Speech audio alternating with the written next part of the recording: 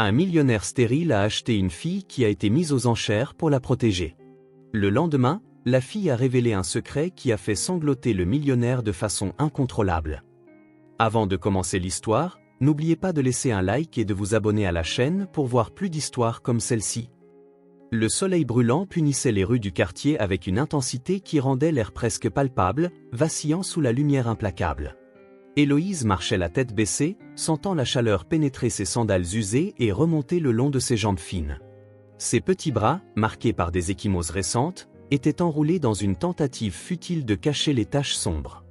Elle gardait la tête basse, non seulement à cause de la fatigue, mais aussi pour éviter les regards des rares passants. Le poids de chaque pas était amplifié par le sac de pain rassis qu'elle tenait à deux mains, comme si cette nourriture était son seul bouclier contre le monde. Ses yeux bruns, toujours alertes, scrutaient le chemin devant elle avec la prudence de quelqu'un qui a appris tôt que la vie ne pardonne pas les imprudents. Chaque visage étranger était une menace potentielle, chaque coin de rue une nouvelle incertitude. Elle savait qu'elle devait rentrer chez elle bientôt, mais l'angoisse de retourner dans le lieu sombre qu'elle appelait maison était presque aussi écrasante que la peur de tarder. La robe en lambeaux qu'elle portait, 2 fois trop grande, traînait sur le sol poussiéreux, soulevant de petits nuages qui s'accrochaient à sa peau moite. Pourtant, elle ne prêtait aucune attention à l'inconfort, elle était déjà habituée à ce morceau de tissu usé et aux cernes qui reflétaient des nuits blanches.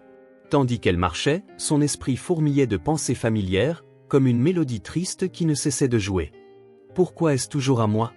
Si je reviens sans la monnaie du pain aujourd'hui, Léonore me battra encore, pensait Héloïse, sentant son estomac se nouer à cette idée.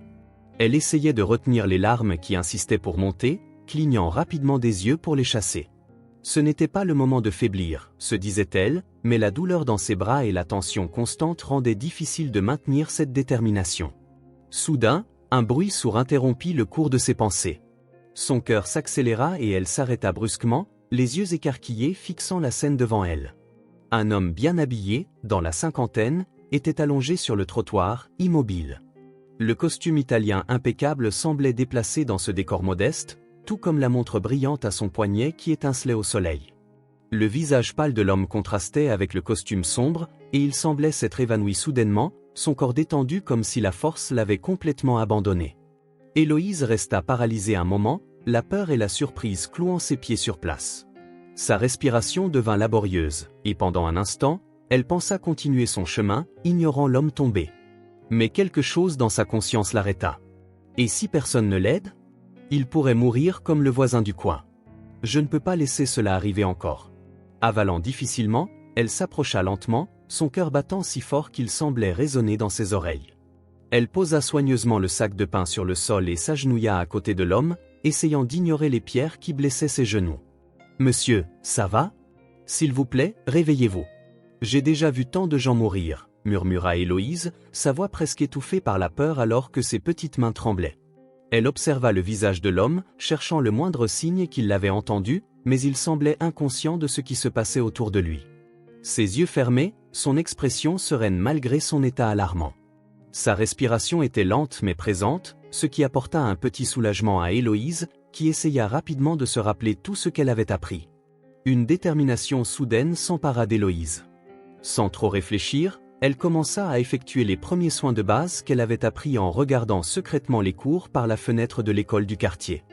Bien qu'elle n'ait jamais mis les pieds dans une salle de classe, ces leçons clandestines étaient sa seule connexion à un monde d'apprentissage qui lui était refusé. D'abord, elle vérifia le pouls de l'homme, comme elle l'avait vu dans les cours. Le rythme était faible, mais présent. Elle essaya de se rappeler ce qu'il fallait faire ensuite. La respiration? Il respire, mais c'est si faible. Je pense que je dois le maintenir comme ça jusqu'à ce que quelqu'un arrive, se dit-elle, sa voix tremblante. Ne sachant pas quoi faire de plus, elle ressentit le besoin d'aider d'une manière ou d'une autre. Doucement, elle essaya de soulever la tête de l'homme, la soutenant avec le sac de pain qu'elle improvisa comme oreiller. 1, 2, 3. Ça doit marcher. Il doit se réveiller avant que quelque chose de pire n'arrive, murmura-t-elle en massant délicatement la poitrine de l'homme, espérant que cela l'aiderait à reprendre conscience. Ses mains étaient moites, et la tension faisait trembler ses bras déjà endoloris, mais elle ne s'arrêta pas. Après ce qui sembla une éternité, l'homme commença à bouger légèrement les doigts. C'était un mouvement presque imperceptible, mais suffisant pour que les yeux d'Héloïse se remplissent d'espoir. « S'il vous plaît, réveillez-vous, monsieur. » Encore un peu, vous y êtes presque, chuchota-t-elle, se penchant pour vérifier s'il ouvrait les yeux. Les yeux bleus de Beckett, l'homme au sol, s'ouvrirent lentement, clignant contre le soleil éclatant. Il se concentra sur la petite à ses côtés, remarquant les ecchymoses sur ses bras et la robe en haillons. Pendant un moment, il crut rêver. Qui était cette fille qui était apparue si soudainement pour le sauver? Qui es-tu? Mon ange gardien, murmura-t-il d'une voix rauque, chaque mot sortant avec effort. Il essaya de se redresser, mais son corps était encore faible. Comment puis-je te remercier pour ta gentillesse, petite? Demanda-t-il, sa voix lente. Le son lointain d'une sirène déchira l'air chaud de l'après-midi, faisant Héloïse se figer. Ses yeux s'agrandirent et ses mains commencèrent à trembler de manière incontrôlable. Elle connaissait trop bien ce son, c'était le présage de quelque chose qui ne pouvait jamais être bon pour elle. L'ambulance approchait rapidement, et son esprit rappela immédiatement les avertissements de Léonore de ne pas s'attirer des ennuis. Je ne peux pas rester ici. Elle me fera du mal si elle sait que j'ai parlé à quelqu'un, pensa Héloïse, la panique prenant déjà le dessus sur ses jambes qui commençaient à bouger presque par instinct. La peur était palpable, gravée sur son visage alors qu'elle cherchait une issue. Vous n'avez pas besoin de me récompenser. Les secours sont déjà en route. Je dois y aller, sinon je vais en souffrir. Vous allez mieux maintenant, vous irez bien. Je resterai jusqu'à l'arrivée des secours, mais si elle me voit, elle me fera du mal. Je dois partir. Vous êtes en sécurité maintenant, dit la fille. Beckett tendit la main vers elle, comme pour la retenir, mais Héloïse fut plus rapide. Tel un petit animal effrayé, elle bondit en arrière, attrapant le sac de pain qu'elle avait laissé au sol. Ses yeux rencontrèrent ceux de Beckett pendant un bref instant, un regard qui portait autant de peur que de supplication pour être comprise. « S'il vous plaît, ne dites à personne que vous m'avez vu. »« Je ne peux pas ?»« Elle ne doit pas savoir, » supplia Héloïse, sa voix un murmure désespéré, avant de disparaître entre les maisons modestes du quartier. L'ambulance tourna au coin de la rue au moment exact où Héloïse s'évanouit, et les ambulanciers se précipitèrent hors du véhicule, courant vers Beckett avec leur équipement. Après une évaluation rapide, ils diagnostiquèrent qu'il avait souffert d'un grave épisode d'hypoglycémie pour ne pas avoir pris de petit déjeuner, pressé par un rendez-vous d'affaires. « Comment vous sentez-vous maintenant ? Il semble que quelqu'un ait fait un excellent travail de premiers soins, commenta l'un des ambulanciers, impressionné par l'état de Beckett. J'étais pressé pour un rendez-vous avec un nouveau client. C'était une réunion importante et je n'ai pas pris de petit déjeuner. Je voulais marcher pour rester en forme et j'ai renvoyé mes chauffeurs, mais je me suis perdu. Je n'ai pas l'habitude de marcher et j'ai trop marché. Eh bien, j'ai commencé à me sentir mal, expliqua le millionnaire, se sentant idiot d'avoir renvoyé sa sécurité et ses chauffeurs. Tout va bien, monsieur, nous allons prendre soin de vous, dit l'un des ambulanciers alors qu'il recevait du glucose sur le trottoir.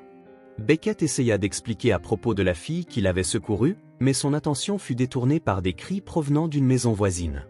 C'étaient des sons aigus, désespérés, qui tranchaient l'air comme des couteaux aiguisés. Ces cris? Ils semblent venir de cette maison, murmura-t-il en pointant une résidence modeste à la peinture écaillée. Un frisson parcourut son échine lorsqu'il reconnut la direction vers laquelle sa petite sauveuse s'était enfuie. Les ambulanciers poursuivirent leur traitement, mais Beckett pouvait à peine se concentrer sur leurs questions. Ses yeux étaient fixés en direction des cris, qui semblaient maintenant plus proches et plus urgents. Quelque chose en lui disait que la fille, avec ses yeux effrayés et ses bras meurtris, était directement liée à ces sons troublants. « Je dois découvrir ce qui arrive à cette fille, » pensa-t-il, sa détermination grandissant alors qu'un nouveau cri résonnait dans la rue, renforçant sa certitude qu'il devait agir. Héloïse avait à peine réussi à ouvrir la porte d'entrée qu'elle sentit son corps violemment projeté contre le mur. L'impact lui coupa le souffle et le monde autour d'elle sembla tourner pendant quelques secondes. Léonore, les yeux injectés de sang par la fureur, agrippa son bras fermement, la poussant encore plus fort contre le mur rugueux.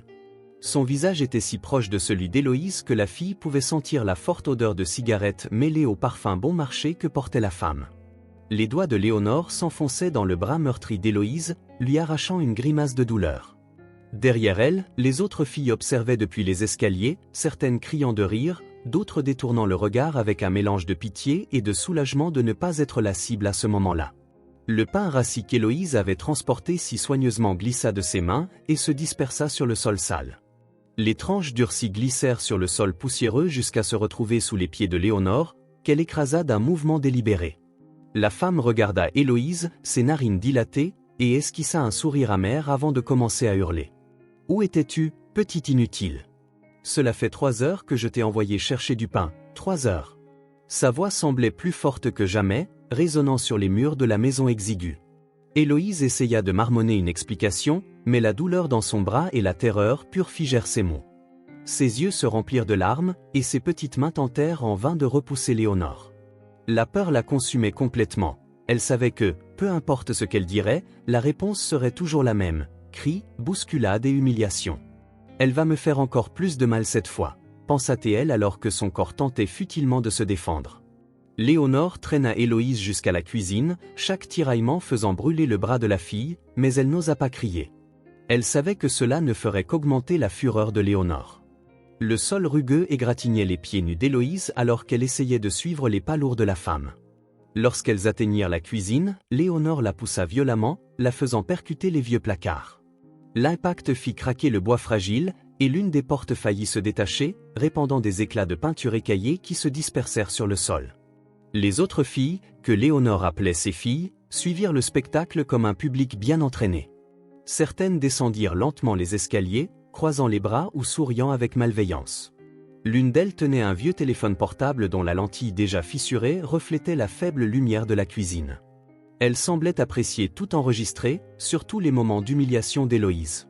C'était une façon de plaire à Léonore, de rester dans ses bonnes grâces, même au prix de la souffrance de quelqu'un. « Maman, la voisine vient de me dire que cette idiote a sauvé un homme dans la rue, et ce n'était pas n'importe quel homme, c'était Beckett Waverly, le propriétaire de Waverly Enterprises », cria l'une des filles, d'un ton qui mêlait moquerie et satisfaction en voyant la réaction de Léonore. L'expression de Léonore changea instantanément. Ses yeux se plissèrent, et sa mâchoire sembla se crisper alors qu'elle assimilait l'information. Pendant un moment, elle resta silencieuse, mais la haine revint avec encore plus de force. En quelques pas, elle se retrouva à nouveau devant Héloïse, agrippant ses épaules avec une telle force que ses ongles marquèrent la peau de la fille. Héloïse essaya de se recroqueviller pour se protéger, mais chaque mouvement ne faisait qu'augmenter la rage de Léonore. « Tu as sauvé un millionnaire et tu n'as même pas été capable de demander de l'argent ? Des années à t'apprendre à survivre, et c'est comme ça que tu me remercies » hurla Léonore, sa voix résonnant dans les petites dimensions de la cuisine. Les autres filles commencèrent à rire, comme si ce qui se passait était une scène comique pour elles. Certaines s'approchèrent du pain éparpillé sur le sol et commencèrent à le déchirer en morceaux, le jetant partout. C'était comme si elles voulaient détruire toute trace de l'effort d'Héloïse pour accomplir la tâche qui lui avait été donnée. L'une des filles attrapa un bol de lait aigre qui avait été laissé sur la table et le versa sur les morceaux de pain. Le liquide épais coula sur le sol, se mélangeant à la poussière et aux miettes déjà dispersées. « Puisque tu aimes tant jouer les héroïnes, que dirais-tu de manger par terre comme les chiens errants ?» L'une d'elles se moqua, poussant le visage d'Héloïse vers les restes de nourriture avec ses mains. « C'est vrai. Si tu ne sais pas comment profiter des opportunités, tu ferais mieux d'être traité comme un animal » hurla sa belle-mère. Héloïse essaya de résister, mais elle était trop faible. Son corps tremblait, à la fois d'épuisement et de peur. Ses genoux pouvaient à peine supporter son poids, et les larmes, autrefois silencieuses, commencèrent à couler en plus grande quantité. Le sol sale était si proche qu'elle pouvait sentir l'odeur aigre du lait mélangé au pain. Son regard se fixa sur les chaussures usées de Léonore, tandis que son esprit cherchait un moyen d'échapper, même si ce n'était qu'émotionnellement, à ce cauchemar. Dehors, Beckett observait la scène à travers la fenêtre de la cuisine. Il avait suivi les cris après avoir reçu des soins médicaux, sentant que quelque chose n'allait pas du tout. Maintenant, il assistait à ce qui ne pouvait être décrit que comme l'enfer particulier de sa petite sauveuse. Son cœur s'emballa d'horreur alors que son esprit essayait de traiter ce qu'il voyait. C'est donc pour ça qu'elle était si effrayée ? Mon Dieu, que lui font-ils ? Murmura-t-il pour lui-même, ses mains tremblant de rage. Il agrippa le rebord de la fenêtre avec une telle force que ses doigts blanchirent. Chaque rire qu'il entendait résonnait comme un coup porté à son âme, chaque mot d'humiliation semblait comme un poignard. Léonore, pour sa part, était loin d'avoir fini. Elle se tourna vers les filles et fit un geste de désapprobation. « Voilà ce qui arrive quand on agit comme une idiote », dit-elle en pointant Héloïse, comme si elle était un exemple à ne pas suivre. Son ton était glacé, mais il y avait une lueur cruelle dans ses yeux. Les filles commencèrent à rire, comme si ce qui se passait était une scène comique pour elles. Certaines s'approchèrent du pain éparpillé sur le sol et commencèrent à le déchirer en morceaux, le jetant partout. C'était comme si elles voulaient détruire toute trace de l'effort d'Héloïse pour accomplir la tâche qui lui avait été donnée.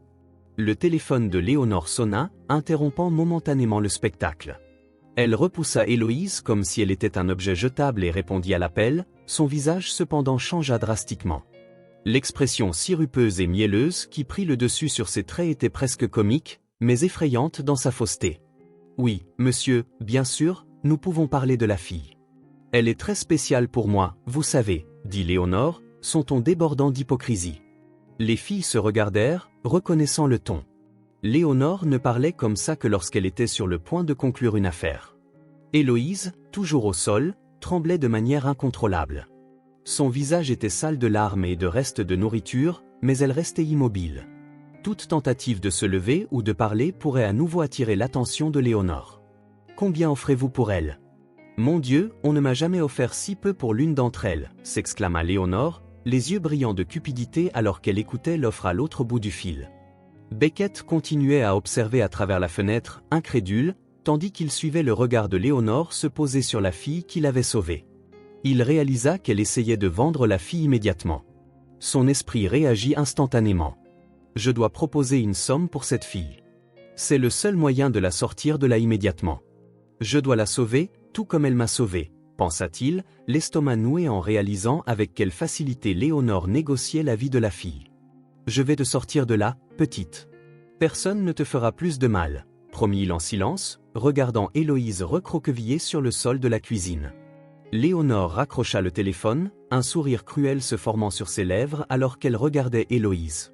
Les filles reconnurent l'expression, c'était un avertissement que quelque chose de grand allait se produire. Je ne vais plus perdre de temps avec toi. Tu ne sais même pas faire quelque chose de simple comme acheter un vieux morceau de pain.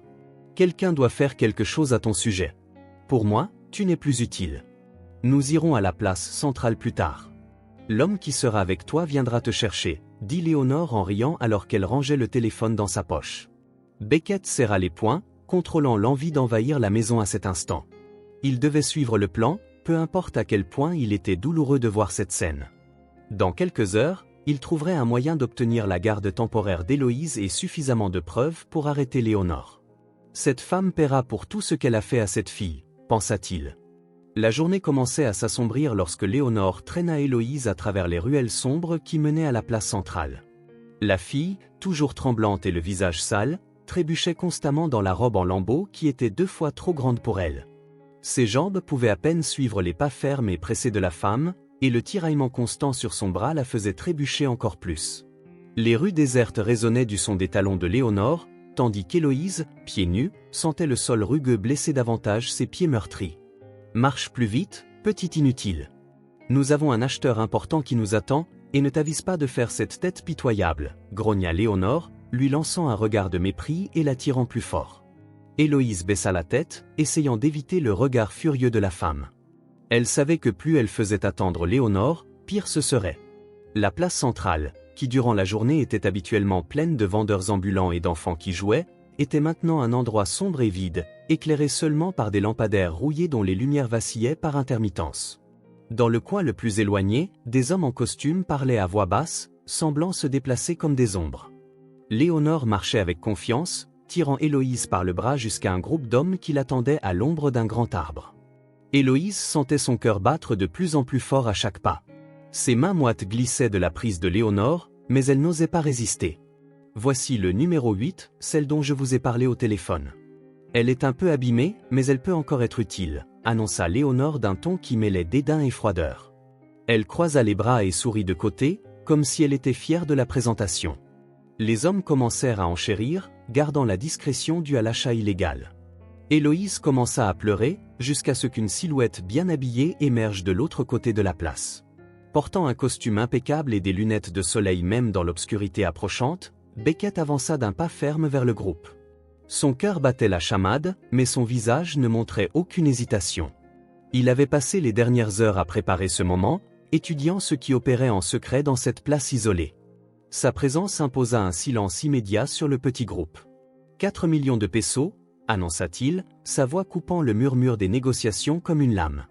Le ton était ferme, et sa posture ne laissait aucune place au doute. Il semblait avoir un contrôle absolu de la situation. Léonore resta stupéfaite, ses yeux s'écarquillant de surprise, mais elle se reprit rapidement, composant une expression de faux calme.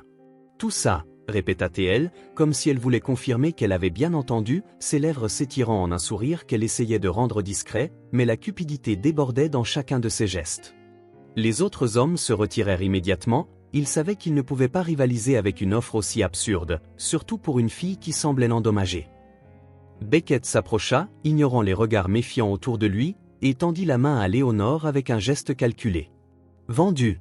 Personne ne va donner plus que ça pour elle, n'est-ce pas ?» s'exclama Léonore, presque en riant, alors qu'elle serrait la main de Beckett avec un enthousiasme presque insupportable. Beckett fit un léger geste à son chauffeur, qui s'approcha avec une mallette noire. La transaction fut rapide, l'argent échangé, des documents signés, tout semblait être une affaire comme une autre. Mais Beckett pouvait à peine contenir la rage qu'il ressentait à l'intérieur. Il savait qu'il devait rester calme jusqu'à ce qu'Héloïse soit loin de là. Il devait tout documenter de ce qui se passait. Pendant qu'il terminait, Héloïse restait debout, immobile comme une petite statue, son esprit vide, incapable de traiter la vitesse à laquelle sa vie semblait changer. Qu'est-ce que cela signifie? Pourquoi est-il ici? Pensa-t-elle, mais n'osa pas lever les yeux. Léonore, de son côté, était rayonnante. Elle rangea soigneusement la mallette d'argent et tourna son attention vers Héloïse une dernière fois avant de la laisser partir complètement. Elle lui saisit le bras fermement, faisant frissonner la fille. Léonore se pencha à l'oreille d'Héloïse, parlant d'un ton à la fois bas et chargé de venin. « Sais-tu pourquoi tu es ici? Ta mère m'a vendu pour une assiette de nourriture quand tu étais bébé, chuchota-t-elle, chaque mot imprégné de malice. Héloïse écarquilla les yeux, mais ne put réagir. Elle essaya de se dégager, mais Léonore continuait à lui tenir fermement le bras. La femme sourit encore plus, transformant son visage en un masque grotesque de satisfaction. « Et maintenant, regarde l'ironie, je viens de toucher des millions pour toi. Qui est l'idiote maintenant, hein ?» acheva Léonore en relâchant Héloïse avec une poussée. Beckett tendit la main à la fille, ses yeux fixés sur les siens avec une expression qui mêlait empathie et détermination. Héloïse hésita un moment, mais finit par prendre sa main. Beckett la guida vers la voiture qui les attendait au bord de la place. « Tu es en sécurité maintenant », lui murmura-t-il, essayant de la réconforter. Héloïse le suivit mécaniquement, les mots de Léonore résonnant encore dans son esprit comme une sentence de mort. La place était presque vide maintenant, à l'exception de quelques ombres se déplaçant aux abords. La voiture partit silencieusement, laissant derrière elle Léonore comptant son argent et riant seule dans l'obscurité. Héloïse resta silencieuse sur la banquette arrière, ses petites mains agrippant sa robe sale alors que des larmes silencieuses coulaient sur son visage. « Maman, pourquoi m'aurais-tu fait une chose pareille ?» chuchota-t-elle pour elle-même alors que la voiture disparaissait dans la nuit. La voiture de luxe franchit les imposantes grilles du manoir Waverly, s'arrêtant en douceur devant l'entrée principale. Héloïse, recroquevillée sur la banquette arrière, contempla avec émerveillement la structure imposante. Le manoir semblait tout droit sorti d'un conte de fées, avec ses arches de pierre, ses hautes fenêtres et ses jardins impeccablement entretenus. Pourtant, la lueur des lumières extérieures ne faisait qu'accentuer le contraste avec l'obscurité dans son cœur. Lorsque la voiture s'arrêta, Beckett ouvrit la portière et lui tendit la main, souriant chaleureusement. « Ne t'inquiète pas, Héloïse, c'est bien ton nom, n'est-ce pas? Je suis Beckett. Ce sera désormais ta maison. Personne ne te fera plus de mal, » dit-il, sa voix ferme mais pleine de tendresse. Avant qu'Héloïse ne puisse répondre, Marcella Waverly apparut en haut des escaliers, une figure austère et imposante. Sa silhouette se détachait contre la lumière de l'entrée, et ses pas résonnaient sur la pierre alors qu'elle descendait les marches. « Que signifie tout ceci, Beckett? D'abord tu te fais honte en t'évanouissant dans la rue, et maintenant tu ramènes cette chose dans notre maison. » La voix de Marcella était tranchante, chaque mot chargé de dégoût. Héloïse se figea au ton de la femme.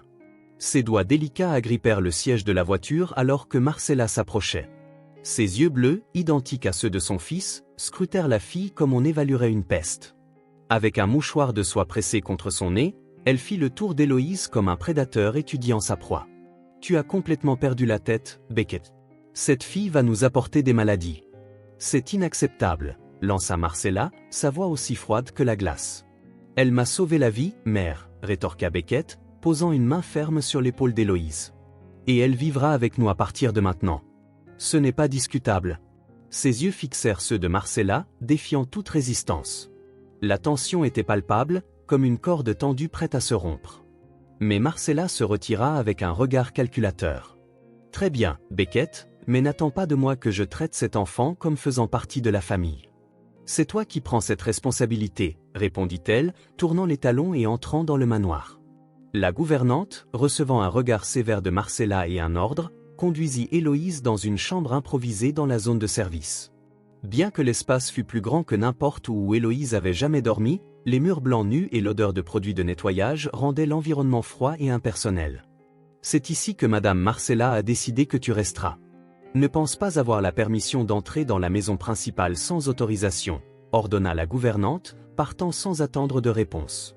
Héloïse regarda autour d'elle, essayant de retenir ses larmes. C'était si différent de tout ce qu'elle avait jamais vu, mais le sentiment d'isolement était écrasant. Au moins, c'est propre. Peut-être que je peux m'y habituer, pensa-t-elle, essayant de trouver quelque chose de positif dans la situation. Dans les jours qui suivirent, Beckett s'efforça de rendre la vie d'Héloïse plus confortable. Il lui acheta de nouveaux vêtements, des jouets, et installa même une petite bibliothèque avec des livres pour enfants dans sa chambre. Chaque acte de gentillesse semblait allumer une petite flamme d'espoir dans le cœur de la fille. Un jour, lorsqu'il réalisa où sa mère avait ordonné que la fille reste, dans une chambre de service, Beckett se tourna vers Héloïse, plein d'indignation, et la conduisit à travers les couloirs luxueux du manoir jusqu'à une spacieuse chambre d'amis au 2e étage. La pièce était magnifiquement décorée, avec un grand lit confortable, des rideaux de soie et un bureau en bois fin. Les yeux d'Héloïse brillèrent en voyant les détails délicats du papier peint et les nouveaux jouets disposés sur les étagères. « C'est ta chambre maintenant, Héloïse. Je veux que tu te sentes chez toi ici, » dit Beckett doucement, observant la fille toucher timidement le couvre-lit doux. Marcella, cependant, ne pouvait cacher sa répulsion. Dès que Beckett partit pour s'occuper de ses affaires, elle ordonna à la gouvernante de ramener Héloïse dans une chambre improvisée dans la zone de service. L'espace, bien que propre, était froid et impersonnel, avec des murs blancs nus et une forte odeur de produits de nettoyage. « C'est ta vraie place, fille de poubelle. Ne pense pas que tu peux dormir dans les chambres de la maison principale, » cracha Marcella, verrouillant la porte de l'extérieur. Pendant les repas, Marcella se faisait un point d'honneur de servir Héloïse en dernier, mettant de petites portions dans son assiette tout en remplissant généreusement la sienne. « Je ne veux pas gaspiller de la nourriture pour quelqu'un qui ne sait pas l'apprécier, » disait-elle, sa voix chargée de mépris alors qu'Héloïse baissait les yeux, agrippant fermement ses couverts. « Si je ne dis rien, peut-être qu'elle me laissera tranquille, » pensait Héloïse, bien que chacun des commentaires de la femme laisse une marque invisible sur son âme. Héloïse essayait de plaire, accomplissant diligemment toutes les tâches assignées par Marcella. Même avec des dizaines d'employés dans la maison, la fille nettoyait les salles de bain, balayait les couloirs et aidait en cuisine, gardant toujours sa petite chambre impeccable. Mais rien ne semblait satisfaire Madame Waverly. « Tu n'atteindras jamais les normes de cette maison. Tu ferais mieux de t'habituer à l'endroit où tu appartiens vraiment, la poubelle, » disait Marcella, la repoussant vers la zone de service chaque fois qu'elle la trouvait dans le couloir. Le matin du 8e jour, Beckett annonça qu'il devait voyager pour régler des affaires urgentes. Héloïse, qui avait commencé à se sentir en sécurité à ses côtés, sentit son cœur se serrer en le regardant faire ses valises. « Je promets que je reviendrai bientôt et je t'apporterai un cadeau, » dit-il avec un sourire. Héloïse se força à acquiescer, mais elle ne pouvait chasser la peur qui s'installait dans sa poitrine. « Et si elle me fait quelque chose quand il n'est pas là ?» pensa-t-elle, se mordant la lèvre. Marcella accompagna Beckett jusqu'au portail, son visage affichant un sourire chaleureux qui disparut dès que la voiture de son fils tourna au coin de la rue. « Enfin un peu de paix dans cette maison, » murmura-t-elle, se tournant pour faire face à Héloïse avec un regard glacial. Sans perdre de temps, Marcella attrapa Héloïse par le bras et la conduisit de force au sous-sol du manoir.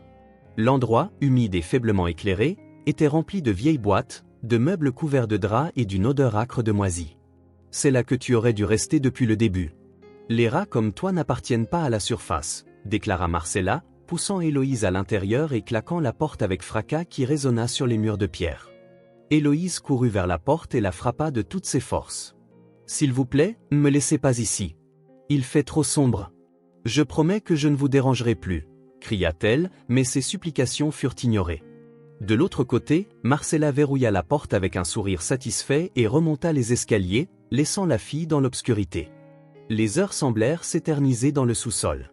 Héloïse, recroquevillée dans un coin, serrait ses genoux pour tenter de repousser le froid et la peur. Chaque bruit était amplifié par le silence autour d'elle, et les ombres projetées par la faible lumière sous la porte semblaient prendre vie. S'il te plaît, Beckett, reviens vite. Je ne sais pas combien de temps je peux tenir, murmura-t-elle, luttant contre la panique grandissante en elle. À l'étage, Marcella était dans sa chambre, se relaxant un verre de vin à la main.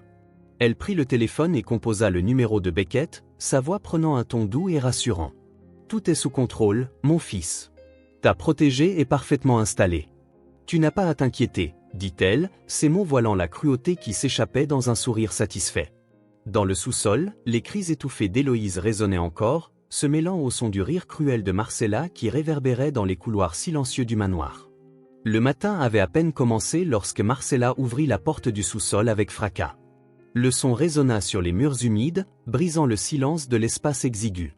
La lumière soudaine inonda la pièce, forçant Héloïse à plisser les yeux. Elle était recroquevillée dans un coin, grelottant après une nuit de froid et de solitude. Ses doigts étaient engourdis par l'humidité glaciale, et son souffle venait en halètements courts et irréguliers. Marcella, silhouette menaçante contre la lumière, s'approcha sans hésitation.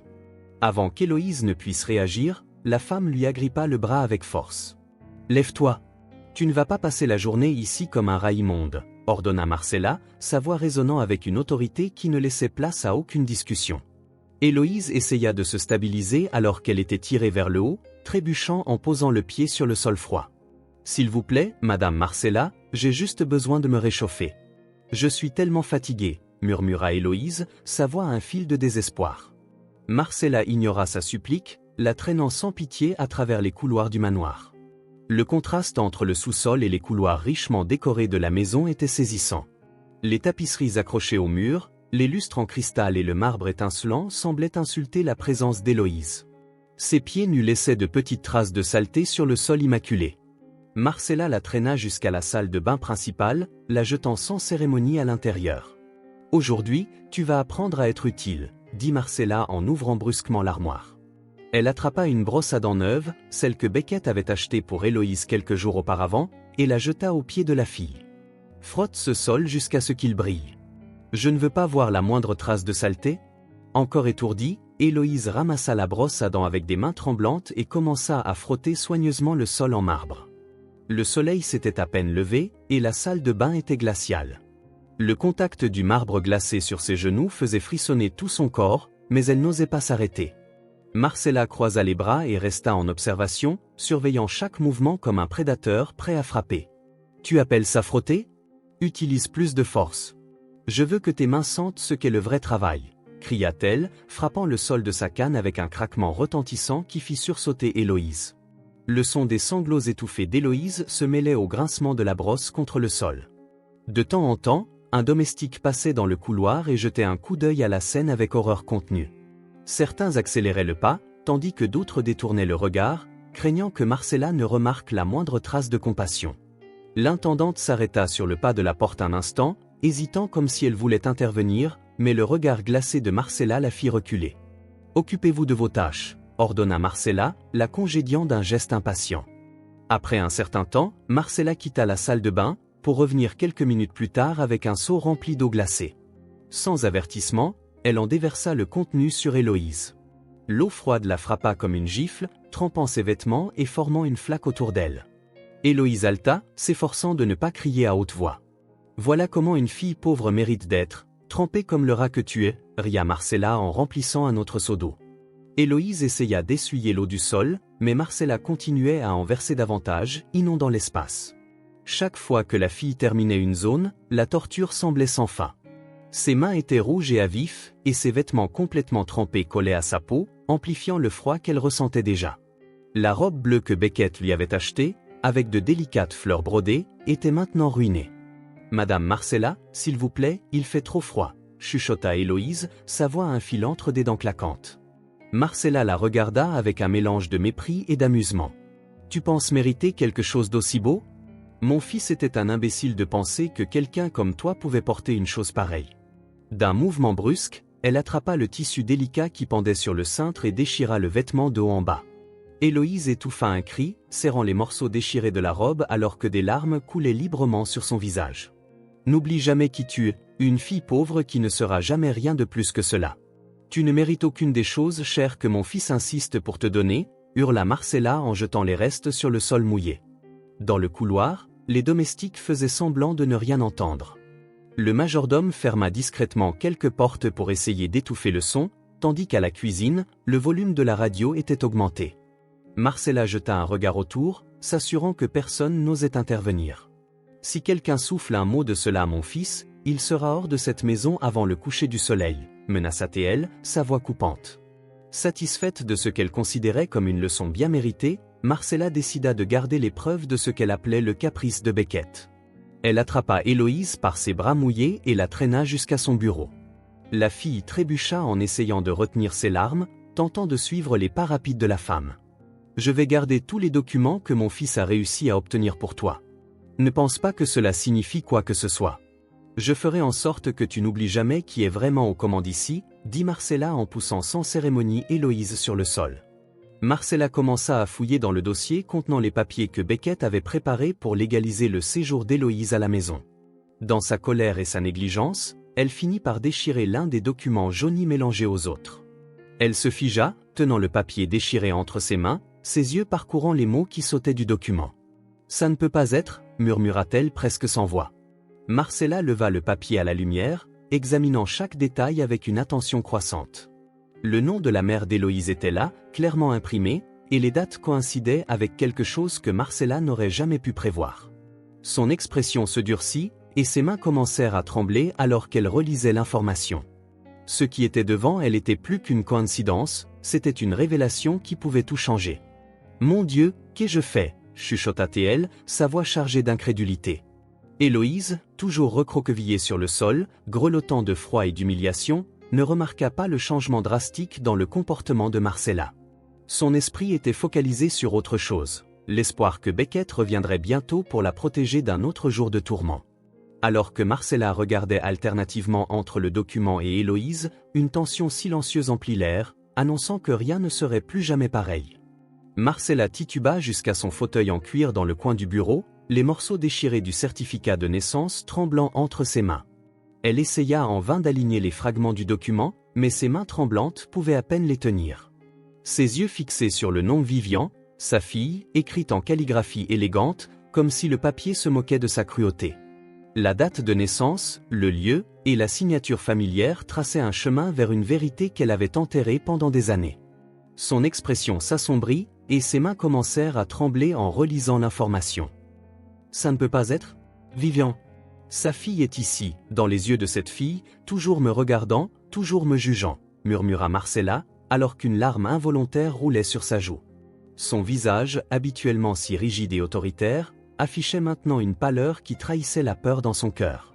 Héloïse, toujours recroquevillée sur le sol, grelottant de froid et d'humiliation, ne remarqua pas le changement drastique dans le comportement de Marcella. Son esprit était focalisé sur autre chose, l'espoir que Beckett reviendrait bientôt pour la protéger d'un autre jour de tourment. Alors que Marcella regardait alternativement entre le document et Héloïse, une tension silencieuse emplit l'air, annonçant que rien ne serait plus jamais pareil. Marcella tituba jusqu'à son fauteuil en cuir dans le coin du bureau, les morceaux déchirés du certificat de naissance tremblant entre ses mains. Elle essaya en vain d'aligner les fragments du document, mais ses mains tremblantes pouvaient à peine les tenir. Ses yeux fixés sur le nom Vivian, sa fille, écrite en calligraphie élégante, comme si le papier se moquait de sa cruauté.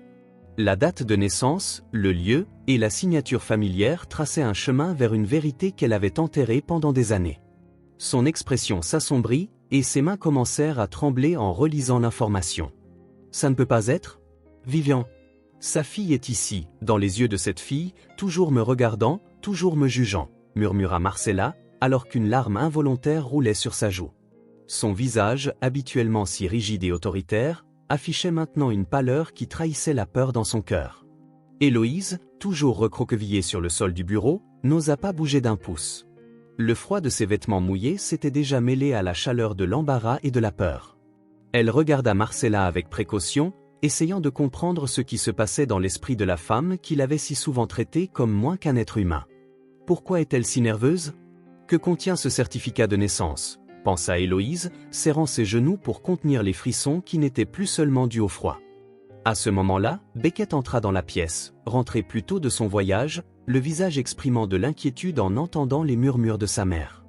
Il s'arrêta en voyant la scène, Héloïse, mouillée et avec sa robe déchirée, assise par terre comme une poupée cassée, tandis que Marcella semblait au bord de l'effondrement émotionnel. « Mère, que se passe-t-il ici? Pourquoi Héloïse est-elle dans cet état ?» Sa voix était ferme mais teintée d'indignation. Marcella leva vers son fils des yeux effrayés, les morceaux du document toujours dans ses mains. Elle essaya de cacher le papier d'un geste maladroit, le froissant involontairement. « Ce n'est rien, Beckett, » répondit-elle, sa voix vacillante alors qu'elle tentait de maintenir son sang-froid. « Juste de vieux papiers qui doivent être jetés, rien d'important ?» Beckett s'avança, son regard alternant entre Héloïse et Marcella. La colère commençait à bouillonner sous la surface. Il se pencha pour arracher les papiers des mains de sa mère. « Cela ne ressemble pas à rien, » dit-il en arrachant les morceaux déchirés du document. Ses yeux parcoururent rapidement le texte en lambeaux, et son visage se durcit en reconnaissant les détails. Le nom de sa sœur disparue lui sauta aux yeux comme une accusation. « Vivian, ma sœur? Tu as toujours dit qu'elle avait fui la maison. Pourquoi ne m'as-tu jamais dit qu'elle avait une fille? Qu'est-il vraiment arrivé à ma sœur ?» La voix de Beckett tremblait, mais ce n'était plus seulement de l'indignation, c'était un mélange de colère et de douleur. Il fixait Marcella, attendant une explication qu'elle semblait incapable de donner. Marcella se leva brusquement, essayant de récupérer les papiers, mais Beckett recula, les serrant fermement. Son regard devint frénétique, et elle commença à faire les 100 pas dans le bureau. « Beckett, tu ne comprends pas. J'ai fait ce qui devait être fait. Vivian était enceinte, cela aurait ruiné notre famille, » cria-t-elle, sa voix résonnant contre les murs du bureau. « Ruiner la famille?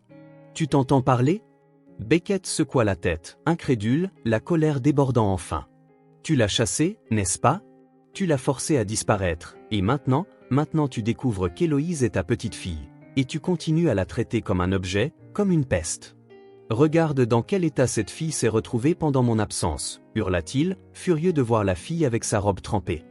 Héloïse, silencieuse jusqu'alors, regardait l'échange d'accusations avec de grands yeux. Chaque mot échangé entre mère et fils semblait assembler un puzzle dans son esprit, formant une image qu'elle ne voulait pas croire vraie. Mais une question lui échappa avant qu'elle ne puisse la contenir. « Madame, savez-vous ce qui est arrivé à ma maman? Ma belle-mère ne voulait pas me dire ce qui s'est passé. Elle a seulement dit que ma mère m'avait abandonnée et qu'elle était ensuite morte. » La voix d'Héloïse coupa l'air comme une lame. Marcella se figea, les épaules tendues, et se tourna lentement vers la fille. Son visage, déjà pâle, perdit toute couleur. Ses yeux, autrefois pleins de haine, débordaient maintenant d'une peur qui semblait venir d'un endroit très profond. « Tais-toi! Tu n'as pas le droit de poser des questions, » hurla Marcella, avançant vers Héloïse comme une bête acculée. Beckett s'interposa entre les deux, saisissant les bras de sa mère pour l'empêcher de s'approcher davantage. « Ça suffit, mère. N'ose plus jamais la toucher ou lui parler ainsi. » La fureur dans sa voix fit hésiter Marcella, mais elle lutta pour se libérer. « Que as-tu fait à Vivian? Où as-tu envoyé ma sœur? Dis-moi la vérité, maintenant, » exigea Beckett, tenant fermement les bras de sa mère pour qu'elle ne puisse échapper à la question. Marcella réussit finalement à se libérer, trébuchant en arrière. Elle courut vers la cheminée allumée dans le coin du bureau, renversant un cadre photo au passage. Le verre se brisa, et la photo, la seule image de Vivian qui restait dans la maison, tomba au sol. Marcella regarda la photographie pendant un bref instant, comme si c'était un fantôme de son passé, avant de saisir un briquet qui était sur la table. Son expression devint sauvage. « Cette fille ne peut pas rester ici. Elle détruira notre famille, tout comme Vivian a essayé de le faire, » cria Marcella, sa voix résonnant de désespoir. Elle alluma le briquet, la flamme tremblant dans sa main. Personne ne doit connaître la vérité, personne ne doit savoir ce qui s'est passé. Beckett fit un pas en avant, gardant les papiers hors de portée de sa mère. « Tu penses pouvoir brûler la vérité, mère? Cela n'effacera pas ce que tu as fait. Je vais tout découvrir, et Héloïse ne souffrira plus jamais de tes mains, » dit-il, sa détermination claire dans chaque mot. Marcella s'arrêta un moment, haletante, tandis que des larmes coulaient sur son visage. Son regard alternait entre Beckett et Héloïse, toujours recroquevillée sur le sol. La flamme du briquet dansait dans sa main, mais sa détermination semblait vaciller. « J'ai fait ça pour toi, Beckett. Tout ce que j'ai fait, c'était pour te protéger, toi et l'héritage de notre famille. » Sa voix n'était plus qu'un murmure brisé. « Tu n'as protégé personne. Tu as détruit des vies, » répliqua Beckett, sa voix chargée de tristesse. Il s'approcha d'Héloïse, lui tendant la main pour l'aider à se relever. « Ça s'arrête ici, mère. Quoi que tu caches, je vais le découvrir. » Héloïse regarda la main tendue de Beckett, ses doigts tremblants alors qu'elle décidait de la prendre ou non. Elle hésita un instant, ses yeux pleins de larmes cherchant une assurance que ce n'était pas un autre piège.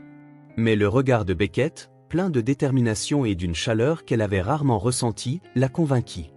D'un mouvement timide, Héloïse posa sa petite main dans la sienne, ressentant un réconfort inattendu dans la fermeté de son geste.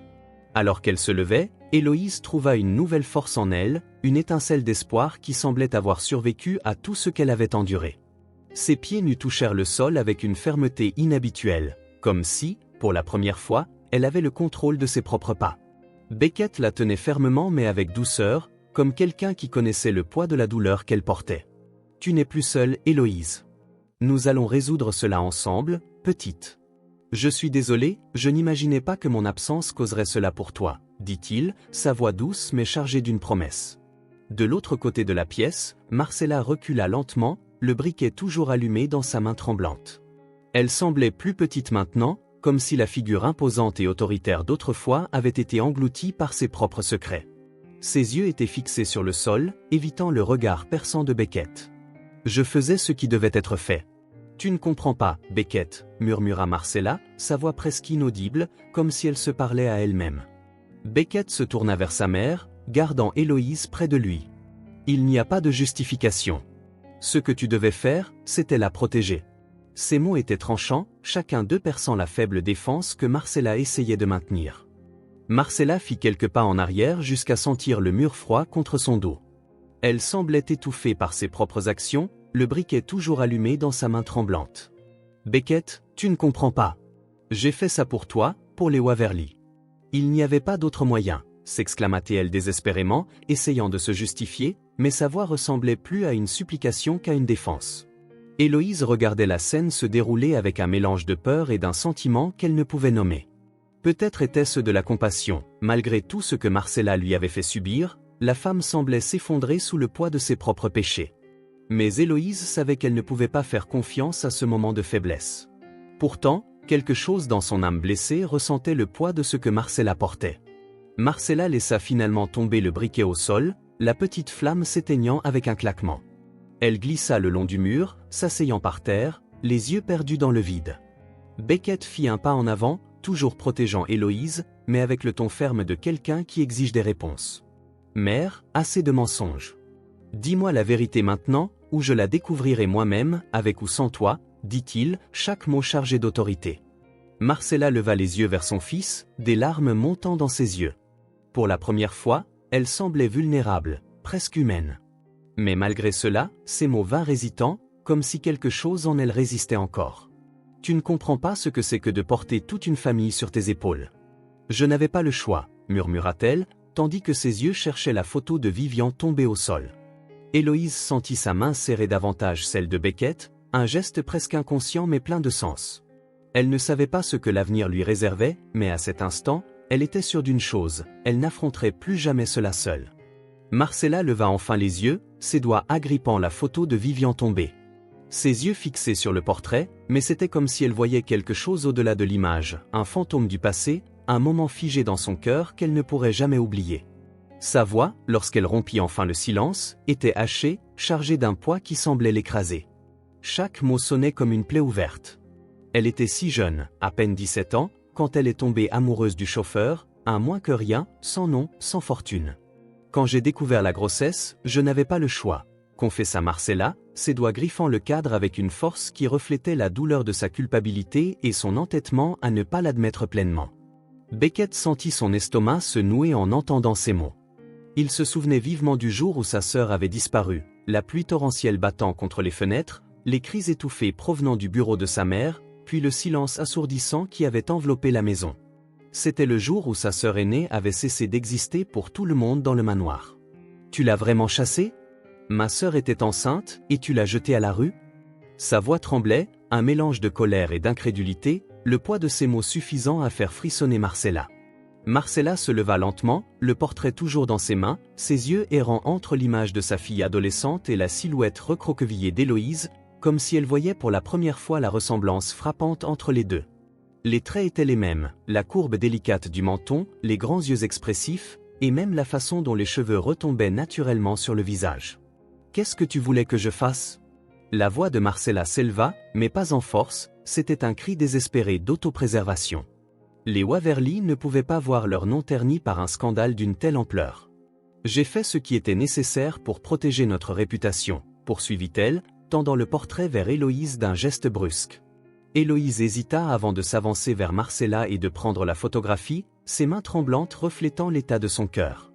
Lorsqu'elle tint enfin le portrait, sa vision se brouilla des larmes qui montaient. Sur la photo, une jeune femme souriait, les yeux pleins de vie, les mêmes yeux qu'elle voyait dans le miroir chaque matin. Les traits délicats étaient indéniables, et Héloïse ne pouvait détacher son regard. « Maman, c'est donc toi ?» murmura Héloïse, presque comme une prière, tandis qu'elle traçait les contours du visage sur la photographie du bout des doigts. Beckett s'accroupit à côté d'Héloïse, sa respiration lourde en regardant la photo par-dessus son épaule.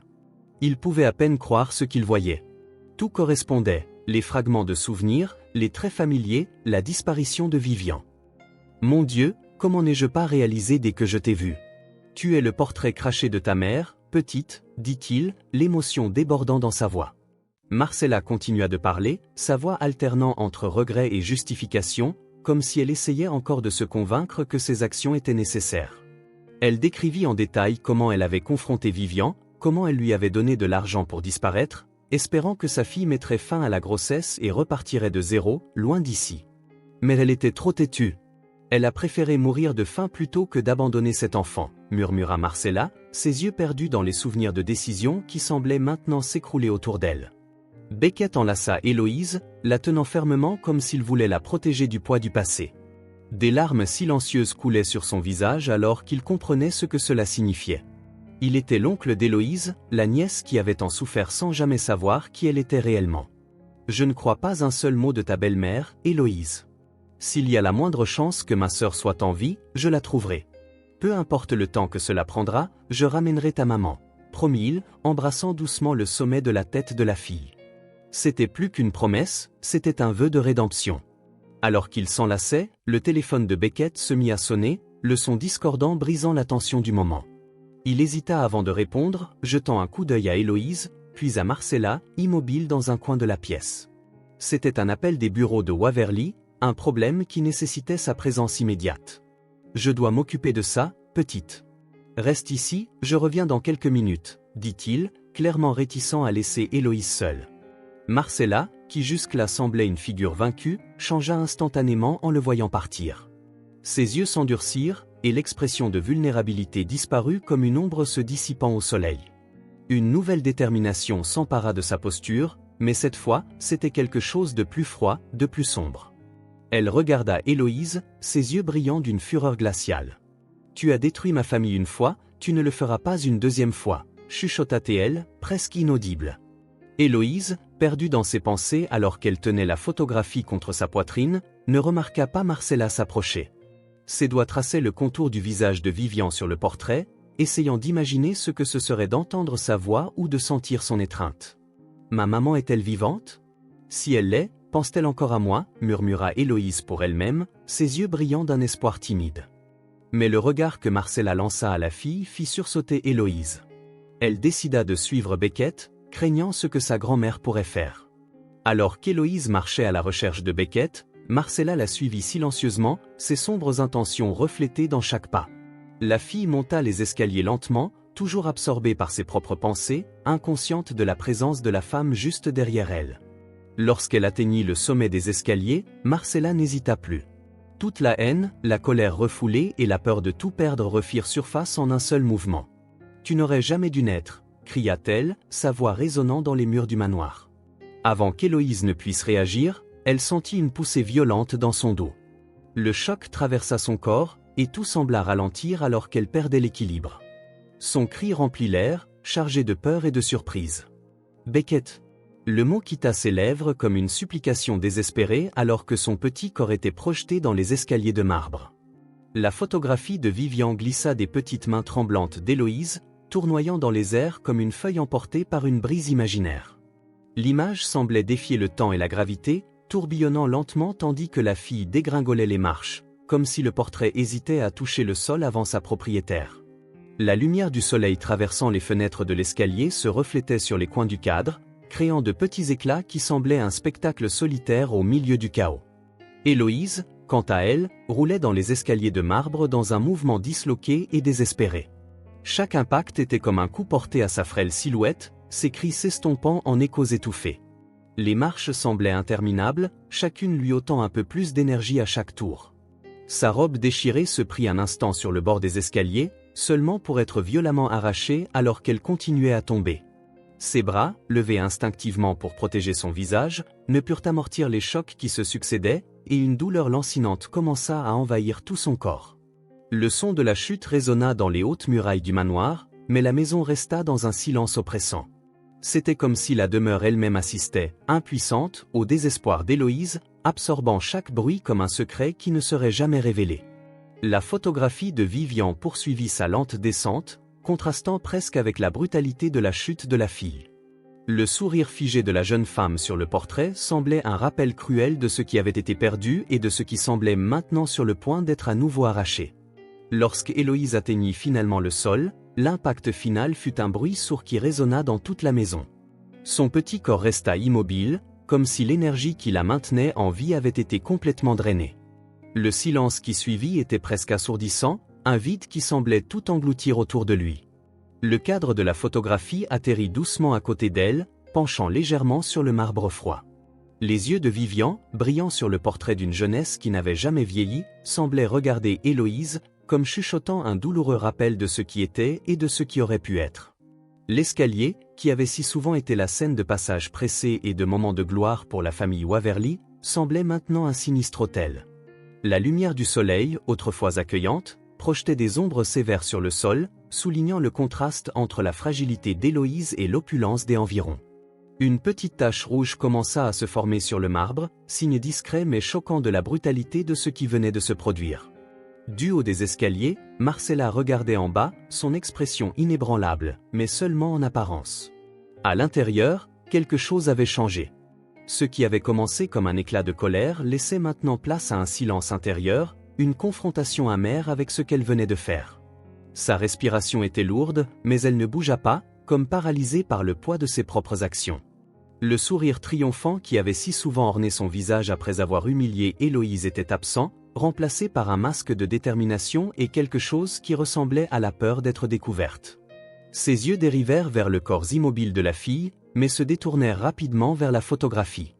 Marcella remarqua le cadre parfaitement intact, avec le visage souriant de Vivian la regardant directement, comme une accusation silencieuse. Elle sentit un frisson parcourir son échine, une sensation qu'elle n'avait pas ressentie depuis le jour où elle avait ordonné à sa fille de quitter la maison pour toujours. « Pourquoi me hantes-tu encore, Vivian » murmura Marcella, ces mots presque inaudibles, comme s'ils étaient adressés plus au portrait qu'au corps inerte d'Héloïse. Tandis que le monde d'Héloïse semblait suspendu sur le sol froid, sa respiration était faible et superficielle, chaque inhalation apportant une douleur aiguë à sa petite poitrine. L'image de Vivian tombée à ses côtés fut la dernière chose sur laquelle elle parvint à se concentrer avant que ses yeux ne commencent à se fermer lentement. La question qu'elle s'était posée quelques instants avant d'être poussée résonnait dans son esprit. « Vais-je rencontrer ma maman au paradis ?» Cette question semblait maintenant lointaine, comme l'écho d'une pensée qui commençait à s'estomper dans l'obscurité qui l'envahissait. Le manoir semblait retenir son souffle. Les domestiques, cachés dans leurs tâches, avaient entendu les cris et l'impact, mais personne n'osa s'approcher. La peur de Marcella était aussi oppressante que sa présence, et chacun savait que toute implication pourrait entraîner des conséquences dévastatrices. Dans la cuisine, la radio jouait toujours doucement, le son d'une douce mélodie contrastant avec la tension qui dominait le reste de la maison. Soudain, des pas fermes résonnèrent dans le couloir. Beckett, qui s'était absenté quelques instants plus tôt, revenait au bureau, son téléphone toujours à la main. Quelque chose dans le ton de la conversation avec son contact l'avait perturbé, et il avait décidé de mettre fin à l'appel pour vérifier qu'Héloïse allait bien. Alors qu'il s'approchait de l'escalier, un sentiment de malaise s'empara de lui. « Héloïse ? Mère ?» appela-t-il, sa voix résonnant dans les murs. Il n'y eut pas de réponse. Lorsqu'il atteignit le bas des escaliers, ce qu'il vit fit arrêter son cœur. « Mon Dieu !»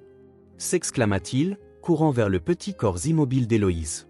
Ses yeux captèrent la photographie à côté d'elle, et la familiarité du visage de Vivian le frappa comme un coup. Il s'agenouilla auprès d'Héloïse, ses mains tremblantes vérifiant si elle respirait encore. « Petite, s'il te plaît, reste avec moi, supplia-t-il, sa voix rauque alors que des larmes commençaient à couler sur son visage. Marcella resta en haut des escaliers, observant la scène avec une expression oscillant entre le déni et le remords. Elle ne bougea pas ni ne parla, se contentant d'observer tandis que Beckett tentait de réveiller Héloïse, son propre fils maintenant confronté aux conséquences de ses actions. La photographie posée à côté d'Héloïse semblait également la regarder, comme si le passé avait finalement trouvé un moyen de réclamer justice. Quelques minutes plus tard, la sirène de l'ambulance déchira le silence de la nuit, illuminant les rues vides de flashs intermittents de lumière rouge et bleue. À l'intérieur du véhicule, la tension était palpable. Beckett tenait fermement la main inerte d'Héloïse, son regard fixé sur le visage pâle de la fille. Le sang qui coulait de sa tempe formait un contraste saisissant avec sa peau claire, preuve cruelle de ce qui s'était passé. Il murmurait des mots d'encouragement, mais sa voix défaillait, étranglée par le nœud de peur qui serrait sa gorge. « Tu es forte, petite. Tu vas t'en sortir, je te le promets. » Marcella gardait les yeux fixés sur le pare-brise, le tremblement de ses mains trahissant la bataille interne qu'elle menait. En même temps, elle répétait sa version des faits aux ambulanciers, comme si elle essayait de se convaincre elle-même de son innocence. Elle a glissé, tout est allé si vite. Cette fille est maladroite, toujours en train de trébucher, disait-elle, sa voix teintée d'une nervosité presque imperceptible. Lorsqu'ils arrivèrent à l'hôpital, les médecins agirent rapidement. La civière fut poussée en urgence à l'intérieur, et Beckett courut à côté, tenant la main d'Héloïse jusqu'au dernier moment où les médecins l'éloignèrent. « S'il vous plaît, prenez soin d'elle, sauvez ma nièce », implora-t-il, la voix étranglée. Il resta impuissant dans le couloir, regardant la petite silhouette disparaître derrière les portes battantes. Dans la salle d'urgence, une équipe entière s'affairait déjà autour d'Héloïse. Les mains expérimentées des médecins bougeaient rapidement, connectant des tubes, ajustant des moniteurs et évaluant les signes vitaux. Les examens initiaux révélèrent la gravité de la situation. Un traumatisme crânien sévère et une hémorragie interne qui mettait une pression sur des zones critiques du cerveau. Le neurochirurgien fut immédiatement appelé. « Monsieur Waverly », commença le médecin, sa voix solennelle et professionnelle, « votre nièce a subi un traumatisme grave. Nous devons l'emmener au bloc opératoire maintenant. Chaque seconde compte. » Beckett sentit le sol disparaître sous ses pieds, ses mains tremblaient si fort qu'il pouvait à peine tenir le stylo pour signer les formulaires de consentement. « Faites tout ce qui est nécessaire, peu importe le coût. »« Sauvez-la », répondit-il, sa voix à peine un murmure. Pendant ce temps, Marcella restait dans un coin de la salle d'attente, ses mains serrant son sac de créateur. Elle évitait de regarder Beckett, mais ses yeux suivaient chaque mouvement des médecins, chaque son d'un moniteur, chaque poche de sang qui passait.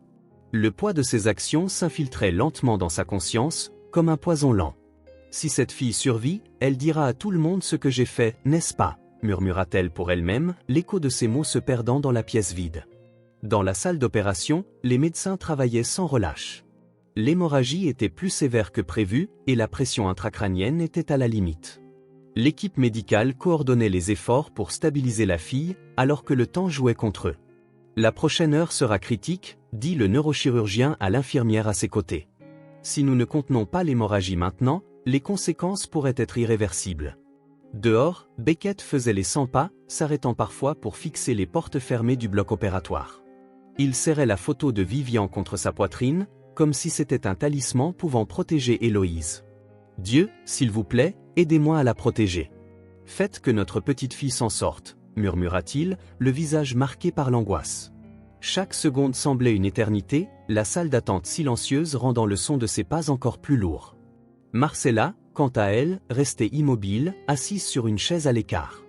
Elle semblait comme une statue, le visage inexpressif, mais ses yeux agités trahissaient son tourment intérieur.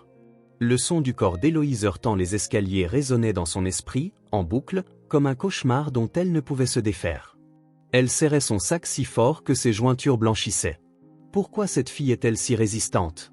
Comment peut-elle survivre? Pensait-elle, tandis que le reflet dans la vitre lui montrait une femme qu'elle ne reconnaissait plus. Soudain, un groupe de médecins se précipita vers le bloc opératoire, transportant plus d'équipement. Le son des portes battantes s'ouvrant et se refermant fit de nouveau battre le cœur de Beckett à toute allure. Il se leva brusquement, mais personne ne lui donna d'explication. Le bruit des voix pressées et du matériel déplacé atteignait le couloir, intensifiant le sentiment d'urgence.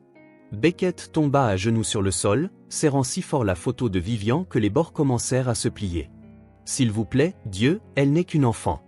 Ne la prenez pas encore, pria-t-il, sa voix rauque et remplie de désespoir. Le temps semblait s'être arrêté. Beckett et Marcella étaient piégés dans leur propre bulle de tourment, tandis que le monde autour d'eux continuait de tourner. Plus d'une fois, Beckett regarda Marcella, mais elle évita son regard. Il voulait crier, la confronter sur le champ, mais il savait qu'Héloïse était la priorité. Tout ce qui comptait maintenant était de la voir sortir de cette salle vivante.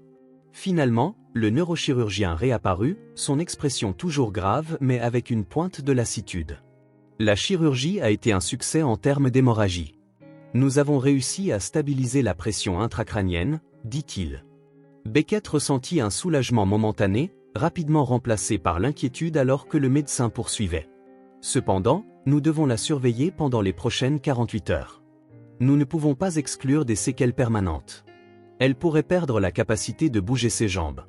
Beckett acquiesça, ses jambes faillirent céder alors qu'il se levait. « Puis-je la voir » demanda-t-il, sa voix à peine un murmure. Le médecin hocha la tête mais avertit. Elle est toujours inconsciente et sera maintenue sédatée pendant un certain temps. Alors que Beckett marchait lentement vers les soins intensifs, Marcella resta où elle était. Elle ne bougea pas, observant simplement son fils, sachant que la distance entre eux n'était pas seulement physique désormais. C'était une barrière de ressentiment et de conséquences qu'elle avait elle-même créée. Héloïse était allongée dans le lit de l'unité de soins intensifs, entourée d'un enchevêtrement de fils et de tubes. Le masque du ventilateur remplaçait sa respiration faible, et le son constant des moniteurs remplissait la pièce d'un rythme méthodique qui semblait dicter le temps. La lumière blanche et froide de l'hôpital accentuait la pâleur de sa peau, tandis que le pansement sur sa tempe était la seule preuve visible de la délicate chirurgie qu'elle avait subie. Beckett était à ses côtés, assis sur une chaise inconfortable, immobile depuis des heures, les yeux fixés sur le visage inerte de sa nièce, cherchant le moindre signe d'amélioration. Les médecins avaient expliqué que le processus de récupération serait lent.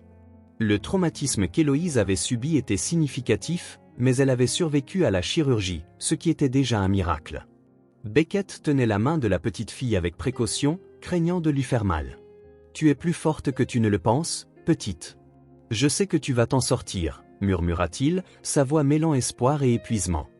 Les jours commencèrent à s'étirer, chacun apportant de petits changements qui ravivaient une étincelle d'espoir dans le cœur de Beckett.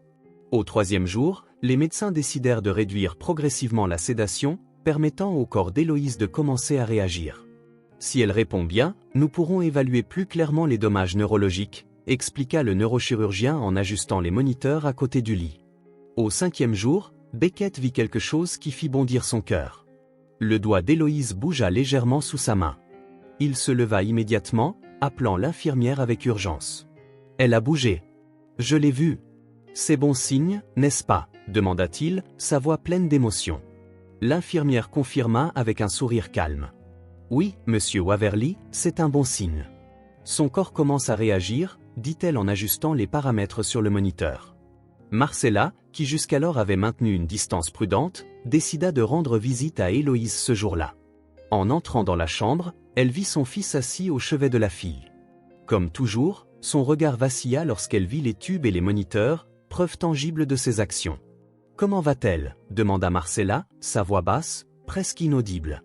Beckett ne la regarda même pas. « Elle se bat, quelque chose que tu ne lui as jamais donné la chance de faire. »« Es-tu sûr qu'elle est tombée dans les escaliers, mère » demanda-t-il, ne cachant pas la froideur dans sa voix et le ton accusateur. « Bien sûr qu'elle est tombée, mon fils. »« Que penses-tu de moi » répondit-elle, semblant offensée. Mais Beckett ne répondit pas, sa confiance en sa mère complètement brisée par ses mensonges. Au fil des jours, les signes de rétablissement d'Héloïse devinrent plus évidents. Elle commença à ouvrir les yeux, bien que brièvement, et répondait aux stimuli lumineux. Beckett était à ses côtés à chaque instant, lui lisant des histoires, tenant sa main, et utilisant même son imagination pour la distraire lorsque les médecins effectuaient leurs tests. Enfin, au 10e jour, Héloïse parvint à garder les yeux ouverts pendant plus de quelques secondes. Son regard rencontra celui de Beckett, qui souriait largement, les larmes coulant sur ses joues. « Bienvenue parmi nous, petite. Tu es une guerrière, » dit-il en serrant tendrement sa main. Bien qu'encore intubée et frêle, ce moment était la victoire qu'ils espéraient tous. Les médecins retirèrent enfin le tube respiratoire, libérant l'air emprisonné dans la gorge d'Héloïse depuis des jours. Son premier souffle sans assistance fut hésitant mais plein de vie. Ses yeux s'ouvrirent lentement, cherchant quelque chose de familier dans cet environnement qui lui semblait encore hostile. Beckett était à ses côtés, tenant sa main de manière protectrice, ses yeux marqués par les nuits sans sommeil brillaient de soulagement au premier signe d'amélioration de sa nièce.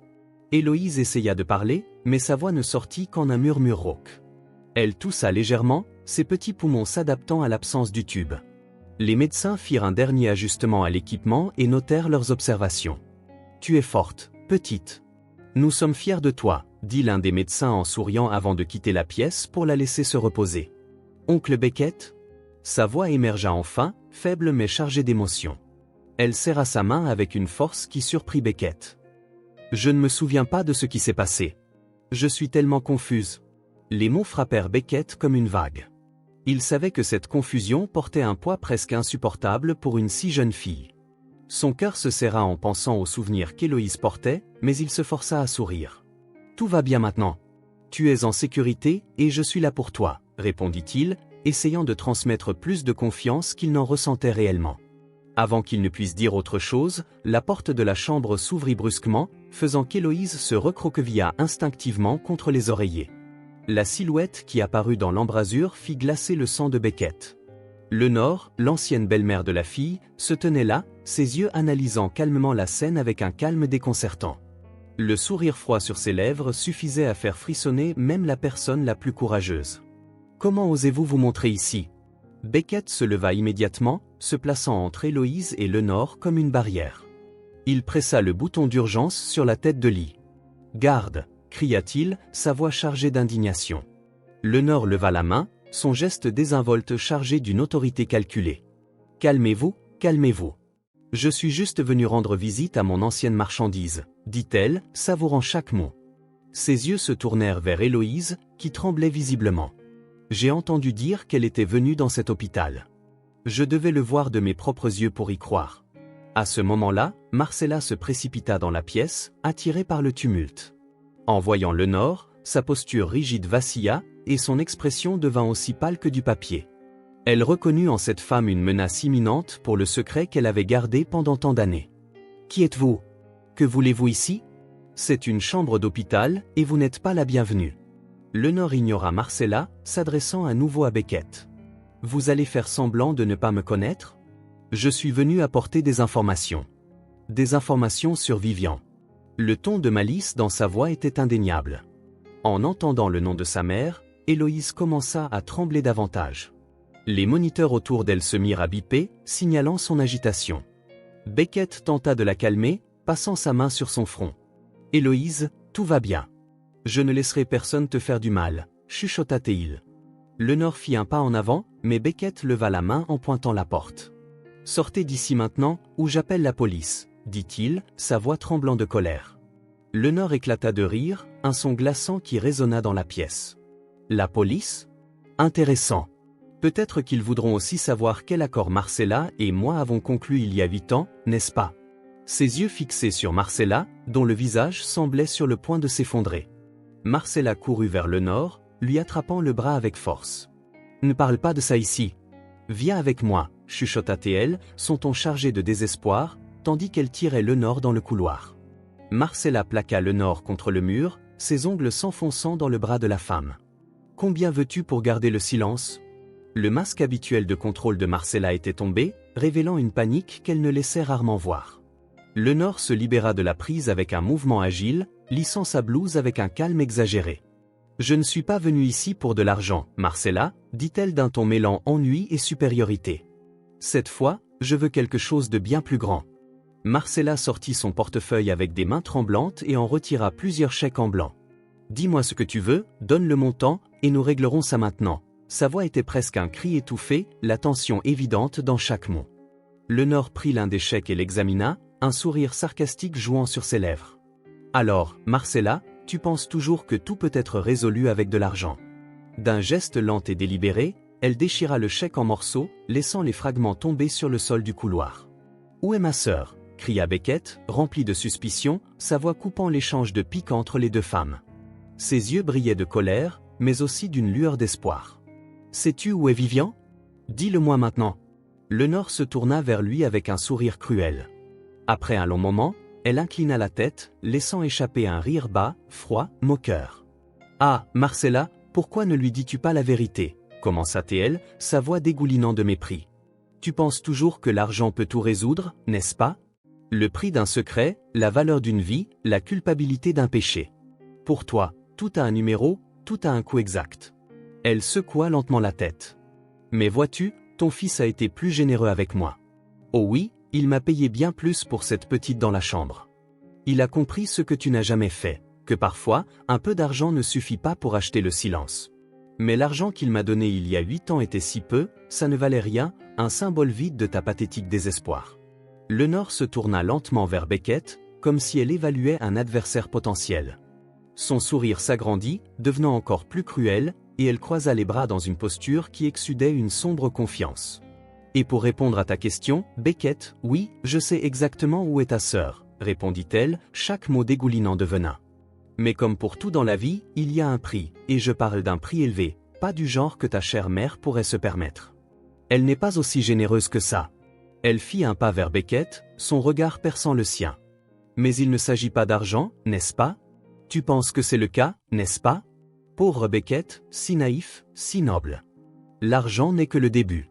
Ce que je veux, ce que j'ai toujours voulu, c'est le contrôle, le pouvoir, c'est voir ceux qui pensent être au-dessus de tout et de tous, comme ta mère par exemple, tomber à genoux devant moi. » Lenore commença à tourner autour de Marcella, comme un prédateur traquant sa proie. Ta mère, si fière, si parfaite, si convaincue que le nom Waverly était intouchable. Mais regarde où nous en sommes maintenant. Elle est venue me voir, m'a supplié, m'a payé pour éloigner ta sœur, comme si Vivian n'était qu'un fardeau de plus. Et maintenant, elle essaie d'effacer ce qu'elle a fait avec des chèques et des sacs de créateurs. Mais tu sais ce qu'il y a de plus amusant dans tout ça, Marcella? C'est que c'est moi qui contrôle toujours ta vie. Elle s'arrêta brusquement, se tournant vers Beckett avec une lueur perverse dans les yeux. Quant à toi, cher Beckett, tu es différent. Tu essaies d'être le héros, de sauver la pauvre fille sans défense, de réparer les erreurs de ta mère. Je l'admire vraiment.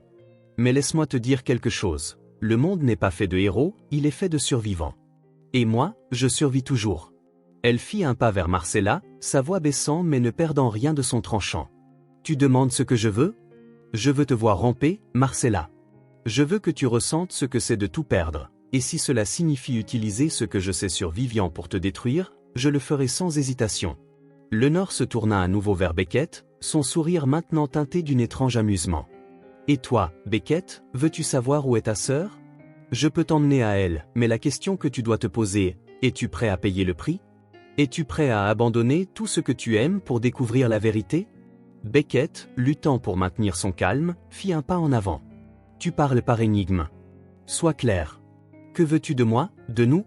Lenore rit, un son qui semblait résonner dans le couloir de l'hôpital comme une sentence de mort. Je veux tout, Beckett. Je veux le contrôle des entreprises Waverly. Je veux que toi, ta mère, et ta précieuse nièce soyez à genoux devant moi. Je veux que tu crois pouvoir t'échapper, seulement pour t'arracher cela à la dernière seconde.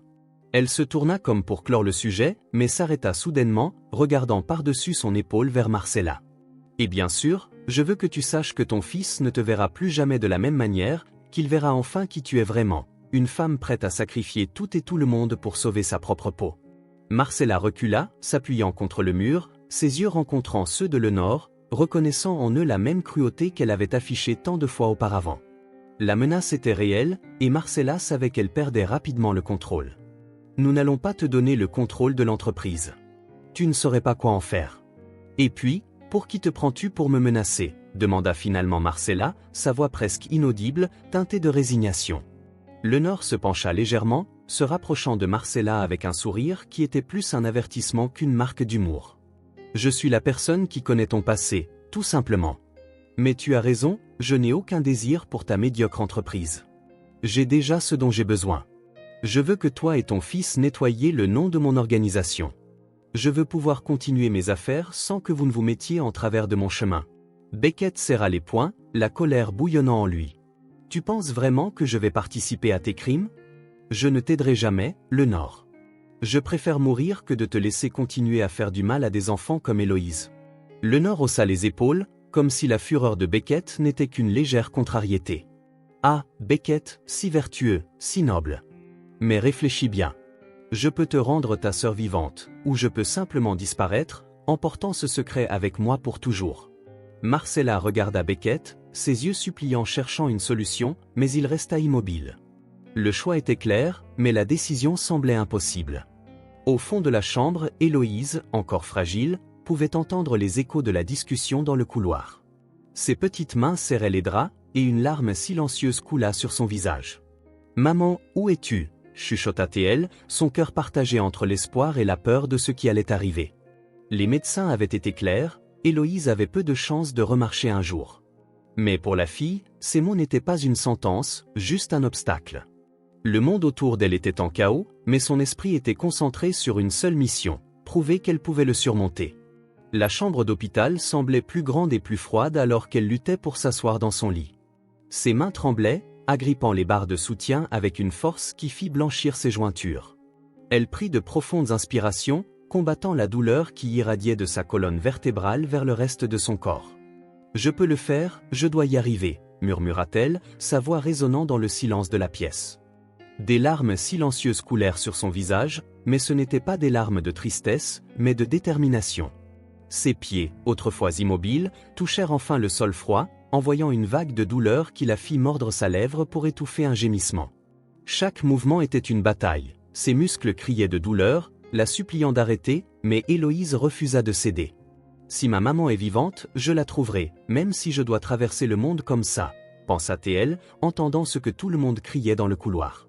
Alors que son pied glissait lentement vers l'avant, la sueur commença à perler sur son front, se mêlant aux larmes. Dans le couloir, les voix de Beckett, Marcella et Lenore étaient comme un marteau dans l'esprit d'Héloïse, chaque mot un autre incitatif à continuer. Le ton désespéré de Beckett se mêlait au rire sarcastique de Lenore et aux tentatives désespérées de Marcella pour maintenir le contrôle. « Je dois montrer la vérité, peu importe à quel point ça fait mal », murmura Héloïse pour elle-même, alors que sa main glissait légèrement le long du mur froid de l'hôpital. L'effort pour bouger était monumental, mais le désir de justice était plus grand que toute douleur physique. À chaque pas, les mots devenaient plus clairs, coupant le silence de l'hôpital comme des lames. Lenore se moquait de Marcella, profitant clairement de la situation. « Tu penses vraiment t'en sortir indemne, Marcella ? Après tout ce que tu as fait, la vérité finira par te rattraper », disait Lenore, sa voix chargée d'une cruelle satisfaction. Beckett, quant à lui, criait, exigeant des réponses, sa colère presque palpable. « Qu'est-ce que tu me caches ? Je veux savoir ce qui est arrivé à ma sœur, maintenant. » Héloïse s'arrêta un moment, fermant les yeux pour rassembler ses forces, tout son corps tremblait, les muscles de ses jambes semblant sur le point de céder. La sueur coulait sur son front alors qu'elle prenait de profondes inspirations, essayant d'ignorer la douleur lancinante dans sa colonne vertébrale. « Ils doivent m'entendre, j'ai besoin d'être entendue », pensa-t-elle. Avec un dernier effort, elle poussa la porte ouverte avec sa main tremblante, franchissant le seuil du couloir. Le son de ses pas hésitants résonna dans l'espace, attirant l'attention de tous. Marcella fut la première à la remarquer. Son visage se figea dans une expression de pure panique, ses yeux grands ouverts comme si elle voyait un fantôme.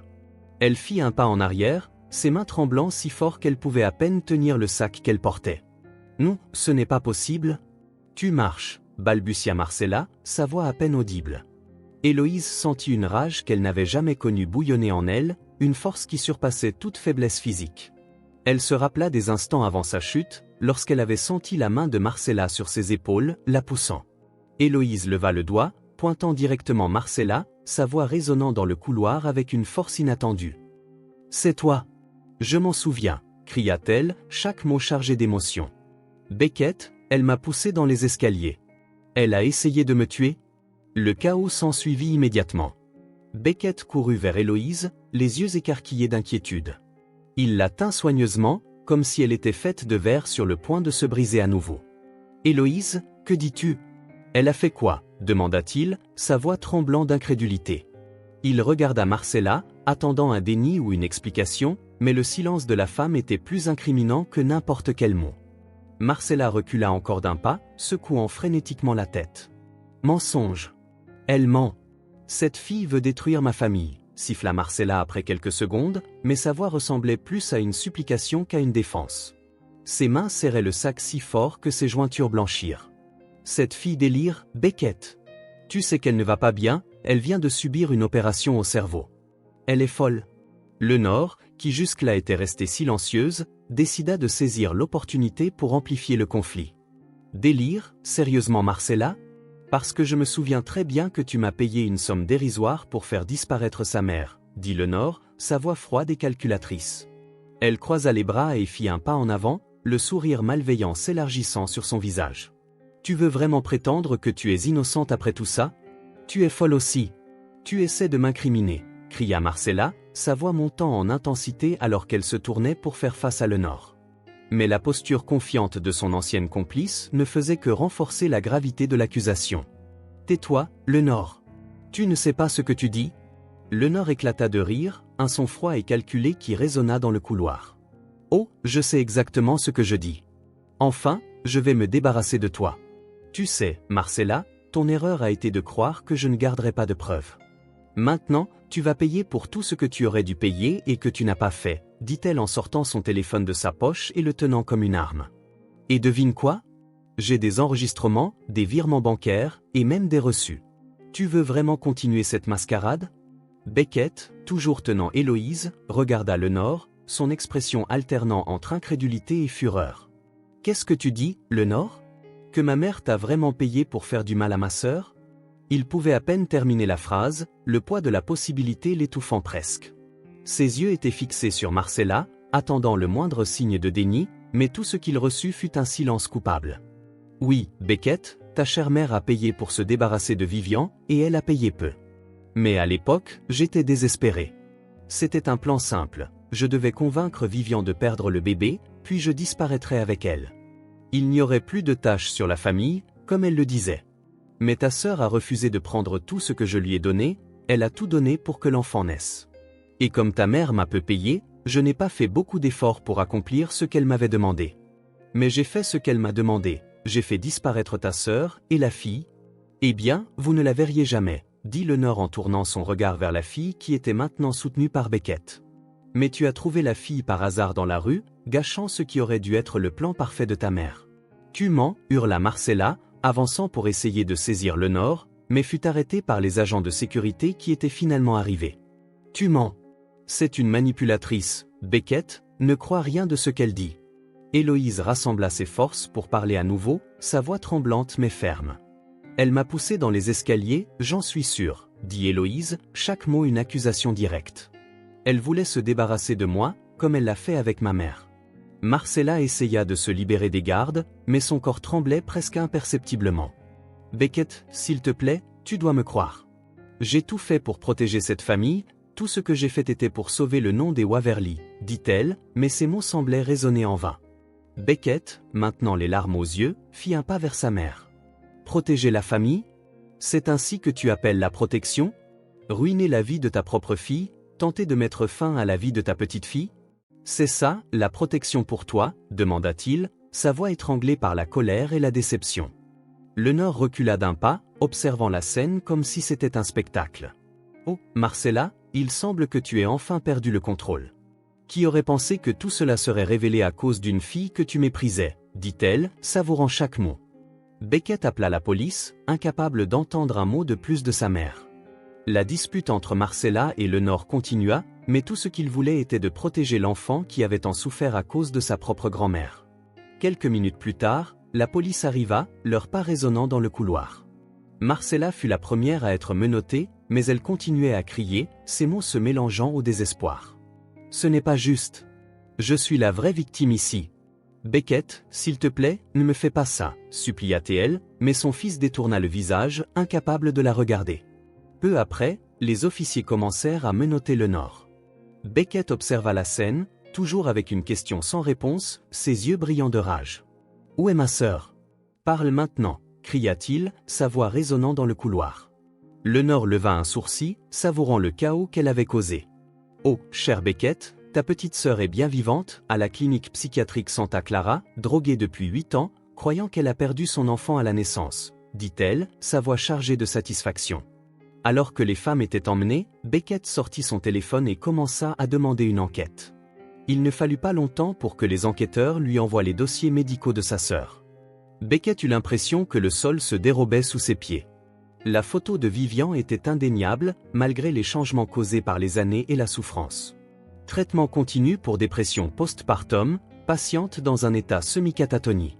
Que, l'utile, sa voix un murmure. Héloïse, toujours appuyée contre le mur, observa la scène, ses forces s'estompant rapidement. « Oncle Beckett » murmura-t-elle avant que ses genoux ne cèdent. Il courut pour la soutenir, la tenant avec précaution, ses yeux ne quittant jamais l'écran de l'ordinateur alors que des larmes coulaient sur son visage. « Comment ont-ils pu lui faire ça, te faire ça, comment » murmura-t-il, la douleur évidente dans sa voix. Le dossier révélait une histoire troublante de lourdes médications et de thérapies douteuses. Chaque page documentait froidement la destruction systématique de l'esprit de Vivian. Héloïse, toujours dans les bras de Beckett, sentit une nouvelle vague de détermination. « Nous irons la chercher, oncle. S'il te plaît, ramenons ma maman, dit-elle, sa voix faible mais pleine d'émotion. Beckett serra sa nièce plus fermement, embrassant le sommet de sa tête. « Nous le ferons, petite. Peu importe ce que je dois faire, nous la ramènerons à la maison. » Il regarda dans le couloir où la police escortait Marcella et Lenore, ressentant un mélange de soulagement et d'angoisse. L'empire que sa mère avait construit s'effondrait enfin, mais le coût était incalculable. Alors qu'Héloïse se laissait gagner par l'épuisement, Beckett regarda à nouveau l'écran, l'image de Vivian brûlant dans son esprit. « Attends-nous, Vivian. Nous venons te chercher. » promit-il, sa voix ferme et son cœur plein de détermination. Quelques jours plus tard, la voiture de Beckett serpentait le long de la route sinueuse menant à la clinique Santa Clara, traversant la forêt dense qui entourait le bâtiment. La lumière de fin d'après-midi filtre. Et à travers les arbres, projetant des ombres dansantes sur la route, comme si le chemin lui-même hésitait à révéler ce qui les attendait. Héloïse, assise sur le siège passager, serrait nerveusement l'ourlet de la nouvelle robe que Beckett lui avait achetée. Son reflet dans le rétroviseur montrait un visage plus fort, mais ses yeux trahissaient la bataille intérieure qu'elle menait. Au fur et à mesure que la voiture avançait sur la route sinueuse, des défis commencèrent à surgir, comme si le destin lui-même voulait tester la détermination de Beckett et d'Héloïse. Des branches tombées lors de la tempête de la veille forcèrent Beckett à faire des écarts constants, réduisant la vitesse dans les virages serrés et mal éclairés. La forêt dense environnante semblait se refermer à chaque kilomètre, les arbres projetant des ombres qui dansaient presque de manière menaçante sur l'asphalte. « On dirait même que le chemin veut nous empêcher d'y arriver », murmura Beckett, sa voix teintée de tension alors qu'il serrait fermement le volant. Sur un tronçon particulièrement accidenté, la voiture sursauta violemment sur de profonds nids de poules, manquant de peu de déraper dans un virage plus serré. Héloïse agrippa fermement le côté de son siège, son cœur battant la chamade alors qu'elle regardait Beckett. « Penses-tu que nous y arriverons, oncle ? On dirait que tout est contre nous, demanda-t-elle, essayant de cacher la peur dans sa voix. Beckett jeta un rapide coup d'œil rassurant à sa nièce avant de se reconcentrer sur la route. « Rien ne nous arrêtera, Héloïse. Peu importe à quel point c'est difficile, nous retrouverons ta mère. » Peu de temps après, un tronçon inondé força Beckett à arrêter la voiture. Une large flaque d'eau sombre coupait la route, reflétant le ciel qui s'assombrissait.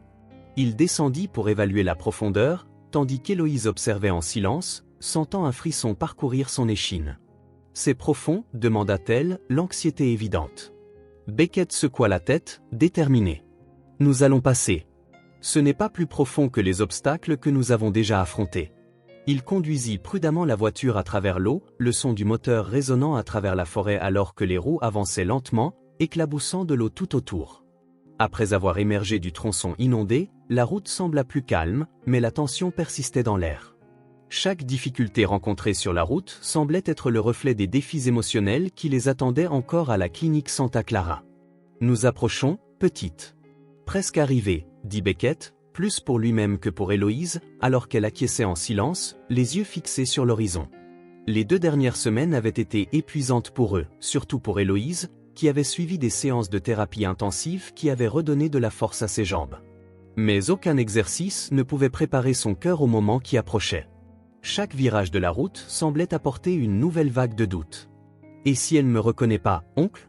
Et si elle croit vraiment que je suis morte ?» chuchota Héloïse, sa voix tremblante alors qu'elle regardait ses propres mains. « Et si elle me rejette ?» Beckett détourna les yeux de la route un instant, posant une main ferme mais réconfortante sur les siennes. « Héloïse, c'est ta mère. Personne ne peut effacer ce que vous avez, pas même les 8 années de mensonges que Marcella nous a imposées. Fais-moi confiance, nous allons la ramener. » Ses mots étaient calmes, mais son ton portait la même anxiété qu'Héloïse ressentait. Alors que la clinique apparaissait à l'horizon, ils tombèrent tous les deux dans le silence. C'était une structure imposante, avec son style victorien sombre, ses hautes fenêtres et ses grilles ornées qui ressemblaient plus à une prison qu'à un refuge. La façade semblait absorber la lumière du jour, gardant des secrets qui avaient été enfouis là pendant près d'une décennie. Beckett gara la voiture, jetant un regard ferme aux gardes postés à la grille, tandis qu'Héloïse fixait la structure comme si c'était un géant endormi. « Souviens-toi de ce que nous avons convenu, petite, je parle d'abord aux médecins, je leur montre les documents de la police. » « Tout ira bien, » dit Beckett en serrant doucement la main d'Héloïse avant de descendre de la voiture. Elle acquiesça, mais la nervosité serrait sa poitrine comme un poids insupportable. À l'intérieur de la clinique, l'air était lourd de l'odeur stérile du désinfectant, et chaque pas de Beckett résonnait dans les couloirs silencieux. Le directeur les reçut dans son bureau, un homme grand et mince au visage fatigué et aux cheveux gris soigneusement coiffés. Il semblait mal à l'aise en feuilletant les documents que Beckett avait apportés. Les dossiers de police, les témoignages et la confession signée de Marcella révélaient des années de manipulation et de fraude. « Mon Dieu, nous pensions aider Madame Waverly, et Madame Marcella nous a convaincus avec des documents que votre sœur avait des tendances suicidaires après avoir perdu le bébé, » murmura le directeur, passant ses mains dans ses cheveux, sa voix pleine de regret. Mais Héloïse ne ressentit qu'un mélange de colère et de tristesse en l'entendant. Alors que le directeur fouillait dans les dossiers de la clinique, plus de preuves firent surface. Il y avait des documents falsifiés, des dossiers médicaux altérés, et même un faux certificat de décès au nom d'Héloïse. Lorsque Beckett ramassa le papier et le plaça devant sa nièce, elle sentit un frisson parcourir son échine. « Marcella a tout planifié, elle a même falsifié ma mort, » murmura Héloïse, serrant le papier si fort que ses mains devinrent blanches. Une infirmière les conduisit à travers de longs couloirs froids, où le silence n'était rompu que par le son occasionnel de pas pressés ou de voix étouffées de médecins et de patients. Héloïse s'accrocha au bras de Beckett, essayant de maintenir son calme alors qu'il passait devant des fenêtres qui révélaient les jardins de la clinique. Dehors, des silhouettes erraient sans but, comme les ombres de ce qu'elles étaient autrefois. L'environnement était suffocant, et à chaque pas, l'anxiété d'Héloïse augmentait. « Votre mère est dans la chambre 108.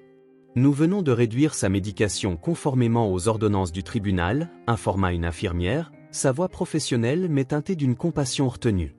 Elle peut être un peu confuse, mais je crois que si ces documents sont corrects, elle reviendra avec le temps. La femme ouvrit la porte avec un mouvement doux, permettant à Héloïse et à Beckett d'entrer. La chambre était simple mais pas effrayante. La lumière du soleil traversait une grande fenêtre, illuminant la silhouette élancée de Vivian assise dans un fauteuil.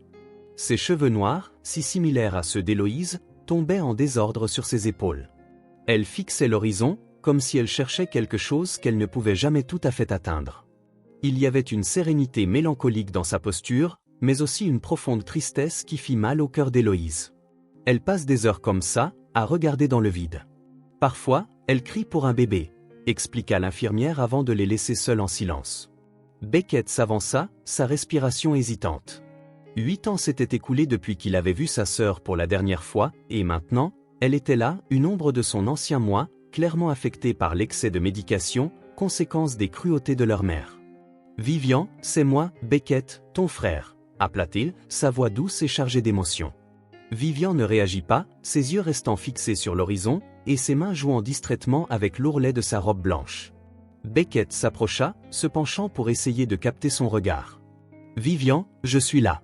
Je suis venu te ramener à la maison, s'il te plaît, écoute-moi, » implora-t-il, mais sa voix semblait incapable de percer les couches d'obscurité qui entouraient son esprit encore embrouillé par les médicaments. Héloïse resta à l'entrée, observant la scène avec une boule dans la gorge. « Elle est comme ça à cause de moi, » chuchota-t-elle, des larmes commençant à couler sur ses joues. La culpabilité pesait sur sa poitrine comme une ancre la tirant vers le bas. Beckett se tourna vers elle, lui serrant fermement les épaules. « Non, petite. Elle est comme ça à cause de la cruauté des autres. Mais maintenant, tu peux la ramener, » dit-il, sa voix ferme mais encourageante. « Elle a besoin de t'entendre. » Héloïse prit une profonde inspiration, rassemblant tout le courage qu'elle avait. Ses pas étaient hésitants alors qu'elle s'approchait du fauteuil, ses jambes encore faibles, mais le désir d'atteindre sa mère lui donnait de la force. Elle s'agenouilla à côté de Vivian, ses mains touchant doucement celles de sa mère.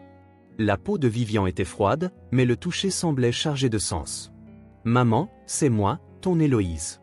Je ne suis pas morte, maman. Je suis là, dit-elle, sa voix étranglée mais pleine d'espoir. Chaque mot semblait une supplique désespérée pour briser la barrière qui tenait sa mère distante. Pendant un moment, la chambre resta dans un silence absolu, seulement le tic-tac de l'horloge au mur marquait le temps qui semblait s'étirer. Beckett retint son souffle, guettant le moindre mouvement de Vivian. Puis, enfin, elle murmura quelque chose, sa voix rauque et hésitante. « Ta voix ?» Quelque chose dans mon cœur s'est éveillé en entendant ta voix, dit Vivian, ses yeux toujours fixés sur la fenêtre, mais avec un éclat différent, comme si un fil de lumière commençait à pénétrer l'obscurité. Lentement, Vivian tourna son visage vers Héloïse, ses yeux autrefois perdus dans le vide commencèrent à se focaliser sur les traits de la fille. C'était comme si le brouillard des médicaments se levait, lui permettant de voir clairement pour la première fois depuis des années. Chaque détail du visage d'Héloïse semblait la ramener à la réalité, l'ancrant dans un moment qu'elle pensait ne jamais vivre. « Ses yeux, ce sont mes yeux, les yeux de mon bébé », murmura Vivian, sa voix chargée d'un mélange de crainte et d'incrédulité.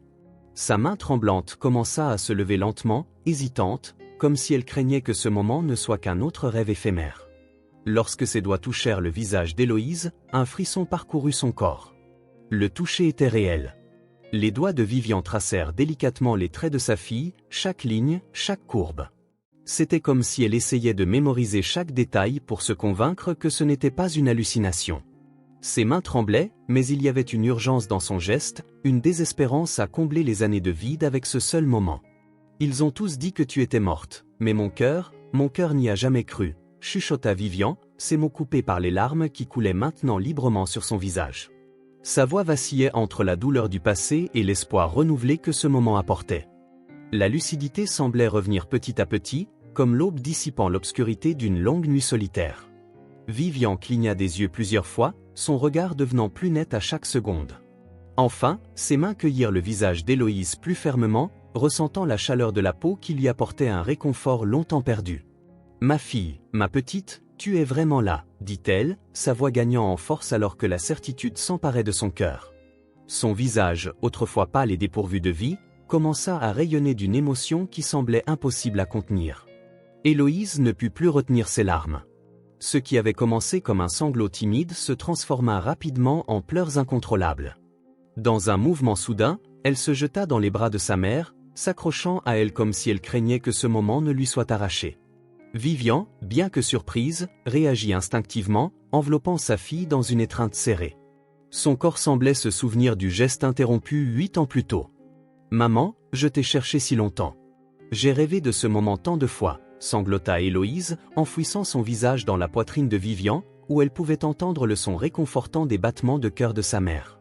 C'était un son qu'elle n'avait jamais oublié. Beckett, qui observait la scène debout près de la porte, sentit ses propres larmes couler sur son visage. La sœur qu'il pensait avoir perdue pour toujours revenait à la vie sous ses yeux. C'était comme assister à un miracle. « Vivian, nous t'avons ramené.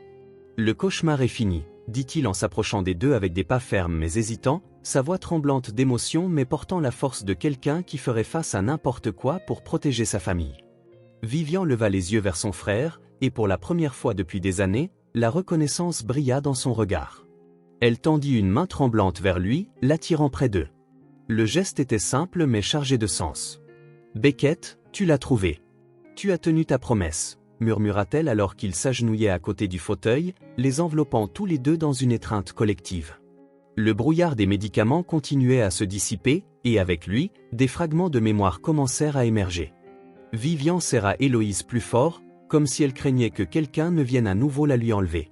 Son esprit, autrefois embrouillé par les mensonges, commença à traiter la vérité. « Ils ont menti, ils m'ont tous menti », dit-elle, sa voix portant maintenant une colère contrôlée.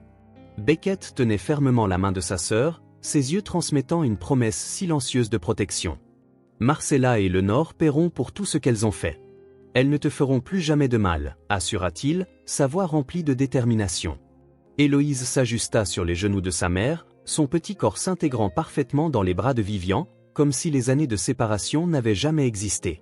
La connexion entre elles semblait incassable, et chaque larme qui tombait maintenant était autant de douleur que de soulagement. « Maintenant, nous sommes une vraie famille, n'est-ce pas ?» demanda Héloïse, sa voix encore étranglée par les larmes mais pleine d'espoir. C'était comme si la fille se permettait enfin de rêver à nouveau. Vivian commença à se balancer doucement, comme pour bercer un bébé, ses mains caressant les cheveux d'Héloïse tandis que ses propres larmes coulaient silencieusement. Nous l'avons toujours été, mon amour. Même quand ils nous ont séparés, nos cœurs ne se sont jamais perdus, répondit-elle, embrassant le sommet de la tête de sa fille. Sa voix était remplie d'une tendresse qui avait été étouffée pendant si longtemps. Les médecins avaient dit que la récupération de Vivian serait lente, que les années de médication forcée pourraient laisser des cicatrices permanentes. Mais à cet instant, l'amour semblait plus fort que n'importe quel diagnostic, comblant les vides laissés par les années d'absence. « Tu vas guérir maintenant, n'est-ce pas, maman ?» demanda Héloïse, ses yeux brillant d'un espoir innocent mais inébranlable.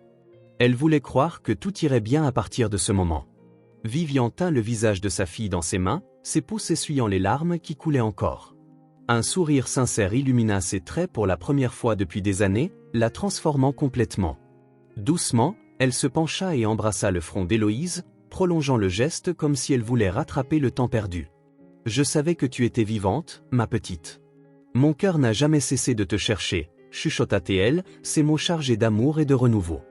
Dehors, les premiers rayons du soleil matin. Al traversait la fenêtre, baignant la pièce d'une lumière dorée qui semblait annoncer un nouveau départ pour cette famille enfin réunie. L'horloge au mur marquait le passage du temps, mais pour Vivian, Beckett et Héloïse, ce moment semblait infini. C'était le début d'une nouvelle histoire, construite sur l'amour qui avait survécu à l'impossible.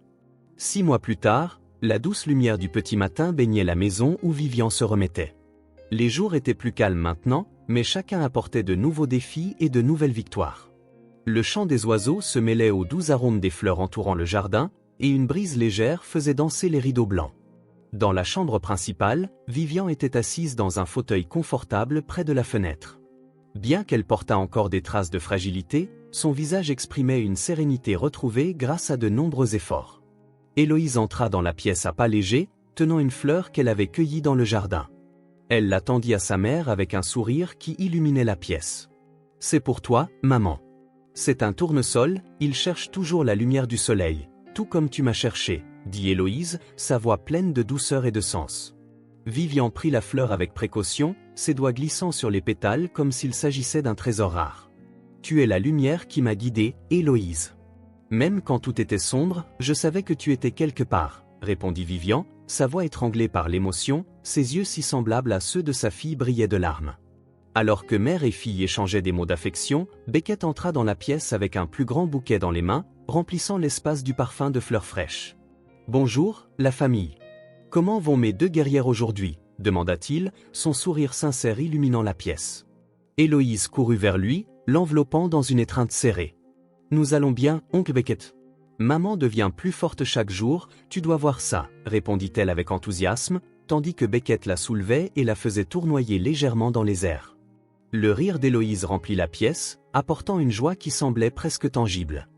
Vivian observa la scène avec un sourire serein, mais son cœur était rempli de gratitude. « Beckett, je ne pourrai jamais te remercier assez pour tout ce que tu as fait pour moi et Héloïse.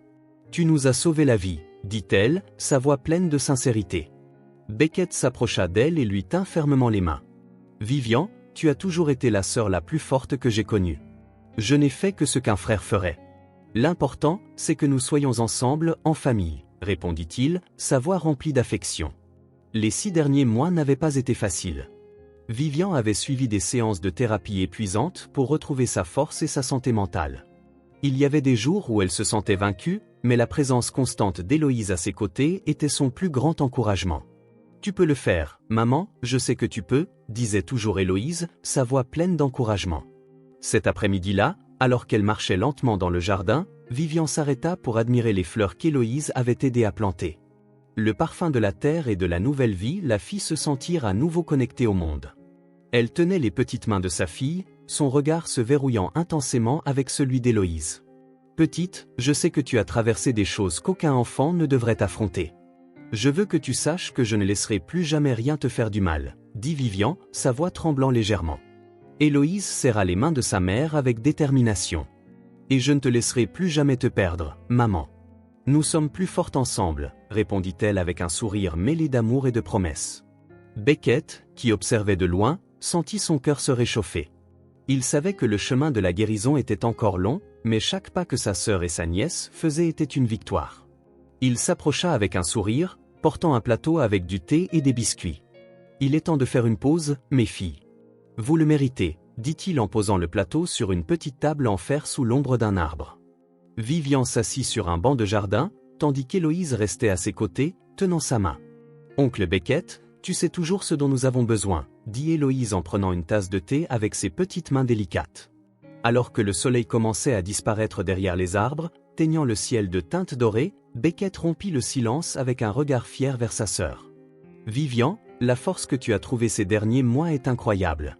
Vous voir, toi et Héloïse, si heureuses et connectées, est quelque chose que je n'oublierai jamais, dit-il, sa voix remplie d'émotion. Vivian sourit, détournant son regard vers Héloïse qui jouait insouciante dans le jardin. Beckett, si j'ai de la force, c'est parce qu'elle me l'a donnée. Chacun des sourires d'Héloïse m'a montré que cela valait la peine de me battre. Elle est mon miracle, et maintenant, je veux seulement qu'elle n'ait plus jamais besoin d'être forte pour les mauvaises raisons, répondit-elle, sa voix étranglée mais pleine de tendresse. Héloïse regarda sa mère avec des yeux brillants. Maman, j'ai seulement besoin de toi. Avec toi à mes côtés, tout est déjà parfait, dit-elle en se penchant pour donner à Vivian une étreinte serrée. Beckett observa la scène, se sentant plus motivé que jamais à protéger sa famille. Vous êtes la preuve que l'amour peut tout surmonter, et maintenant que nous avons une seconde chance, nous ne la gaspillerons pas, dit-il en souriant aux deux. Les mois avaient transformé Vivian d'une femme brisée en quelqu'un qui commençait à redécouvrir sa force. Chaque jour était un pas vers la vie que Marcella avait tenté de lui voler. Aux côtés de Beckett et d'Héloïse, elle sentait qu'elle avait enfin trouvé un endroit sûr pour reconstruire tout ce qu'elle avait perdu. De retour à la maison, alors que le crépuscule enveloppait les environs de teintes dorées et roses, Héloïse était assise sur le sol du salon, dessinant dans un carnet. Vivian l'observait tendrement, remarquant à quel point sa fille semblait heureuse, en paix. « Tu dessines quelque chose de spécial, ma petite artiste ?» demanda-t-elle en se penchant pour voir. Héloïse sourit et montra son dessin. C'était une maison entourée d'arbres et de fleurs, avec 3 personnages se tenant la main. « C'est nous, maman. Nous sommes la famille la plus heureuse du monde maintenant, » expliqua Héloïse, sa voix pleine de fierté. Vivian prit le dessin avec soin, les larmes aux yeux. « C'est magnifique, Héloïse. Et tu as raison, nous sommes la famille la plus heureuse du monde, » dit-elle en tirant sa fille dans une étreinte. La nuit tomba, mais la maison était remplie de lumière. Tandis que Beckett préparait le dîner, Vivian s'assit avec Héloïse sur le canapé pour lui lire une histoire. C'était une scène qu'elle n'avait jamais imaginé revivre, et son cœur était rempli de gratitude. « Chaque jour avec toi est un cadeau, ma fille », pensa Vivian en caressant les cheveux d'Héloïse. 1 an plus tard, le soleil brillait haut dans le ciel, déversant sa lumière dorée sur le jardin en fleurs où Héloïse jouait avec un ballon coloré que Beckett avait apporté comme surprise ce matin-là. Vivian observait sa fille depuis le porche, un sourire serein reflétant la paix enfin trouvée. 6 mois s'étaient écoulés depuis que mère et fille s'étaient réunies, et maintenant, la maison qui avait autrefois été le théâtre de sombres souvenirs résonnait de rires et de moments de bonheur. « Maman, regarde ce que l'oncle Beckett m'a appris », cria Héloïse en équilibrant le ballon du bout des doigts. Vivian rit de l'enthousiasme de sa fille et répondit en s'approchant pour rejoindre le jeu. « Laisse-moi essayer, petite. Je veux voir si je suis aussi douée que toi, » dit-elle en tendant les mains pour tenir le ballon, tandis qu'Héloïse riait aux éclats. Beckett apparut dans le jardin, portant un plateau avec de la limonade et des biscuits. « Vous avez besoin d'une pause, c'est le minimum que vous méritez après tous ces rires et cette. Divertissement, dit-il en plaçant le plateau sur une table sous l'ombre d'un arbre. Sa voix était pleine de fierté et d'affection alors qu'il observait les 2 personnes les plus importantes de sa vie. Vivian prit un verre de limonade et s'assit à côté de son frère. Beckett, parfois je me réveille encore en pensant que tout cela est un rêve. Après tout ce que nous avons traversé, c'est encore difficile de croire que nous sommes enfin libres et ensemble, dit-elle, ses yeux suivant Héloïse qui continuait à jouer joyeusement. Beckett tint la main de sa sœur, son regard stable et rassurant. « Tu mérites chaque seconde de ce bonheur, Vivian. Nous le méritons. Et maintenant, notre seule tâche est de prendre soin les uns des autres et de vivre pleinement, » répondit-il, sa voix pleine de détermination. Ce soir-là, après un dîner simple mais rempli de rire, Vivian s'assit avec Héloïse sur le canapé pour lui lire une histoire. La chaleur et le doux son de la voix de sa mère endormirent la petite fille qui s'endormit dans ses bras avant la fin du conte. « Tu m'as rendu ma fille. Tu es ma joie, ma petite », chuchota Vivian en embrassant le front d'Héloïse alors qu'elle la portait au lit.